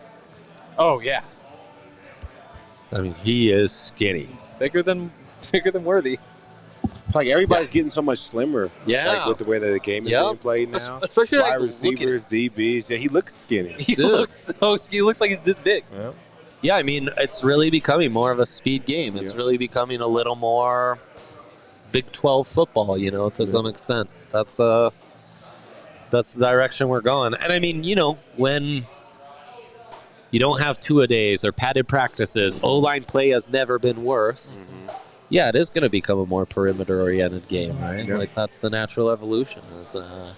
But then it'll go back the other way once Somebody plays Somebody, volleyball. yeah. you decide you just need 5 big guys up front. I don't know if the way I they mean, the O-line is getting bigger. I don't even think they're getting smaller. Everybody's, It's true. It's like everybody's 6'7", 6'8" They're now. like 330. I think Yeah. they're more athletic, too. Like, Yeah, they're they running can move. 4.8s, Yeah. 4.9s, They can move. But it's like you said, the traits have never been better, but we've never had less refinement. And I think just stylistically, not being able to practice, you feel it the most in those. 100%. Yep. Well, and then it's a passing league, so those, it's big guys. You're not asking them to go set the tone and lean your pads on the guy. You're okay, let's get into the, let's back it up, pass pro, be a dancing bear. It's more of a finesse job than once was. What surprises me, though, is in college football, you still see those dominant offensive lines. Mm-hmm. That's Michigan, that's Bama, that's Georgia. That's exactly what Georgia was the last several years. There's also a bigger disparity, though, between, like, if you're Michigan, everybody's a giant compared to who you're playing. Exactly. Yeah. Like when you play 100%. Ohio State, 100%. it's gonna be a battle. But when you're playing Nebraska, Purdue, you can just run them over. Purdue, you can just run them over. Yep. Yeah, that's true. You're not wrong there. Yeah, I feel a trade out here for San Francisco. I really do. Give us something to talk about here at the end. I think Jake's going to hop back on here in a sec. We can get some final thoughts from him, see if the meatloaf brought him the joy. Oh, man, if the meatloaf hit. Look, here's the thing. If you can't feel good after a Breck Farmhouse meatloaf, you're incurable at that point. You're in big trouble. Yeah, no doubt about that. Got the Nuggets in the playoffs. I mean, the vibes are good. The vibes are good. If I like what RK said. You want to know? No, I don't. Okay. Oh, he's keeping his secret. Yeah. Good thing I didn't say it. I would never. Well, I'll just say this. You're either going to really like or really hate what's happened so far. Or be pretty neutral. Or somewhere in between. Yeah, it's somewhere in there. No, I will say if you're not the most stoked about how tonight played out, if nothing else, I like what RK said in the first hour, which is that this season at least became infinitely more interesting. Like, oh, yeah. As a guy who will be there in the doubt about stands, just watching from a entertainment perspective, I'm not on the Broncos beat. Like I can't remember a season in which I had less obvious storylines to follow, just general intrigue in a team and a season as a whole. It's felt so clear that it's really about 2025, and I think to a large extent, it still is. I wouldn't expect a playoff run or anything like that, but if nothing else, we get to see, is he the guy? And for so many years, people were pissed off, they didn't take a quarterback, and I know you can't take a quarterback purely for the sake of taking a quarterback, but if they are ever going to get out of this rut of mediocrity that they've been in this last, 7-8 years, it's going to have to be homegrown, and they were going to have to hit on a quarterback at some point. In the history of this franchise, the inability to not hit on a draft quarterback, it's held us back for some. Frankly, it's amazing we've had this much sustained success without being able to draft quarterbacks. That's pretty crazy. 100%. Yeah. It helps when you get 2 first ballot Hall of Famers through something other than the draft. Very weird circumstance with both of those, though. You have Elway refusing to play for the Colts and the cokehead owner giving up on one of the greatest quarterbacks of all time, and he lands in Denver. Yep. 100%. And the crazy thing is, if you were to go get a Jared Verse, for example, it would have been fun, and maybe that solves one of your problems, but that doesn't change that you still have this massive lack of talent everywhere. You go from we have Pat Surtain to Pat Surtain, hopefully Jared, So as much as you have to build through the draft, you can't do that overnight. It's always going to take time. You let everybody across this roster compete. You get to see all these young guys do what they can do, and at the end of the year, you got $80 million or more in cap space, and you go spend big on whatever you want. Well, and also going into the day, Jared Verse seemed like the higher-rated prospect. But what the NFL told us today is Jared Verse was taken 6 spots lower than Bo Nix, right? Yeah. He wasn't as touted as maybe we thought. It's like having a hole in your heart. You can pump as much blood into your veins, but eventually, spilling out of your heart. And I think we patched the hole. I don't know if there's a lot of blood flowing through us right now, but I think we're in a much better position than just picking some other player. Now we just need blood. Yeah. What a deeply scientific analogy. How do you make blood? blood? A lot of royal pains. Drink a lot of water. Oh my gosh. Zinc important for blood? Transfusion is probably the best thing. Wow. How do you What's the NFL version of that? Trade. Trade. Brandon Ayuk. Yeah, there you go. T. Higgins. Brandon Ayuk could bring him in. Sure, we need a wide receiver. Why not, huh? Yeah. Trade all the picks. Doesn't matter anymore. Right. Nothing matters Yeah, anymore. nothing matters. How's the meatloaf? Everyone wants to know. Bro, that thing is delicious. All right, there's our Everything guy. that I've ever had at this There's our place guy. absolutely slaps. That is the best thing I've had here so far. Gourmet food at the farmhouse. Yes. Elite eats. Yeah, the Brussels sprouts on that dish. Oh my God. Money. Love to hear that. Brussels sprouts have had the biggest blow up of maybe anything in my life, like Big my time. lime. Big time. I mean, for real. I used to eat them as Yeah. a kid, and I was like, "This is terrible." Yeah. Yeah. Now it's like the trendy. Uh-huh. Let's go get some Brussels sprouts, true. bro. Some honey and some bacon Yeah. and some Brussels sprouts. Exactly. Like, That's the star. other thing is that there's like coated in sugar. Sugar and bacon. That's part so of it's it, probably for not sure. the same ones. Oh, 49ers pick is in. Give it to us, Henry. Cooper DeJean. Really? Cooper DeJean. Wow. Which does make sense when you Wait. think about it now. What does the screen say? Drafted as? Oh, shit. Oh, that one didn't say. You're going to have to wait to see the official screen. Man, this is going to Because you be need another huge safety. for us. Don't say athlete. So what do you man. what do you need? Like 2 safeties or something? What do One safety. One safety. you- Oh wow. But if he's listed as a safety, Oh wow. we just Oh wow. It's up to the team to decide, right? we're winning. The thing is Jimmy Charvarius Ward? Charvarius Ward is their top corner. And I don't Yeah. even remember who they have behind him. Yeah, I can't remember the cornerback room either. What was the conversation about the Xavier Worthy pick? He's fast, but he's small and he can't catch. So where does that leave you? That's about what I saw. Yep. Yeah. Cool. But does that spacing, just being able to line them up, do enough for them in opening up the sure. spacing of the offense? You know what I They mean? had nothing on the outside last year. They Yeah. still True. won the damn Super Bowl. Whoa. Right. Right, and they This could've- one's now saying Ricky Pearsall at 31. Somebody could've got it catched the wrong. ball, you know? Wow. Henry, maybe a wee Dang. bit of racism confusing white speed guys? Dov got it wrong. No, you that's don't. you don't see this No. every day, Oh, but it's a surprise. I'm gonna Dov call got it it out wrong. when I can. Yeah. Dov got it wrong. Yeah, what a Oh, surprise. what a surprise. The literal scumbag liar on NFL Twitter got it wrong. What a surprise.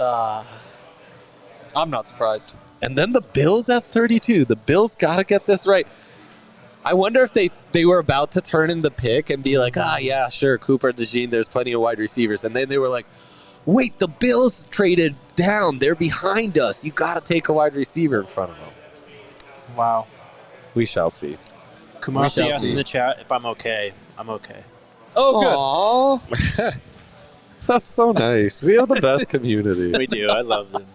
They're the best. They really are fantastic people. Yep, just one pick left.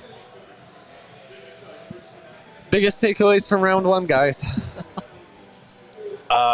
I mean, Justin kind of hit on it earlier. Just the premium positions and the way that positional value has been weighted in this draft is. I don't want to say it's like a new trend, but it's just reinforcing what we've heard so much when we talk about the draft and when we talk amongst ourselves about premium positions. And it's kind of how it's played in college football, right? So that translates over. I mean, it's all 6 quarterbacks in the top 12. Historic, crazy. It is interesting. For once, the AFC's been the conference with all the hot young quarterbacks. Only 2 of those 6 go to the AFC. That's Drake May and Bo Nix. The rest all to the NFC. Yeah. I will say that this draft feels, or at least the picks feels like it went exactly how all the speculation was sounding. Yeah. Especially those last couple days when the quarterbacks flew up. Yep. Like as soon as they flew up the draft board, this has pretty much been what you expect. Man, those final mock drafts, man, that's when those guys like empty the chamber on what they've heard all draft season. Yeah. That's exactly what it is. Yeah, you're right. But some drafts we do feel like, oh man, this panned out like a mock in December. This really was like, the latest intel was Like right correct. after the season? Yes. Yeah. Yeah, like, oh wow, Bryce Young, I mean, CJ Stroud, Will Anderson go 1, 2, 3. Like, Dog, we I talk literally about could have this- told you that in December. We talk about this every year after December, after the season ends. Like, okay, this is what it would look like. And then we get into all the pro days and the combine and all this stuff, and it kind of changes. And then it's always right before the draft, we go right back to where we were. Panthers trading up from 33 to 32, Oh. which seems like a fifth-year option move. Yeah, it is. which if you're getting a fifth-year option, that's typically for a quarterback. Yeah, Their quarterback was bad. There's no way. There's no way. There's no way. That easily. What do they need? O-line help? Everything. They really do need it. My guy needs some Receiver weapons would too. probably make yeah. sense.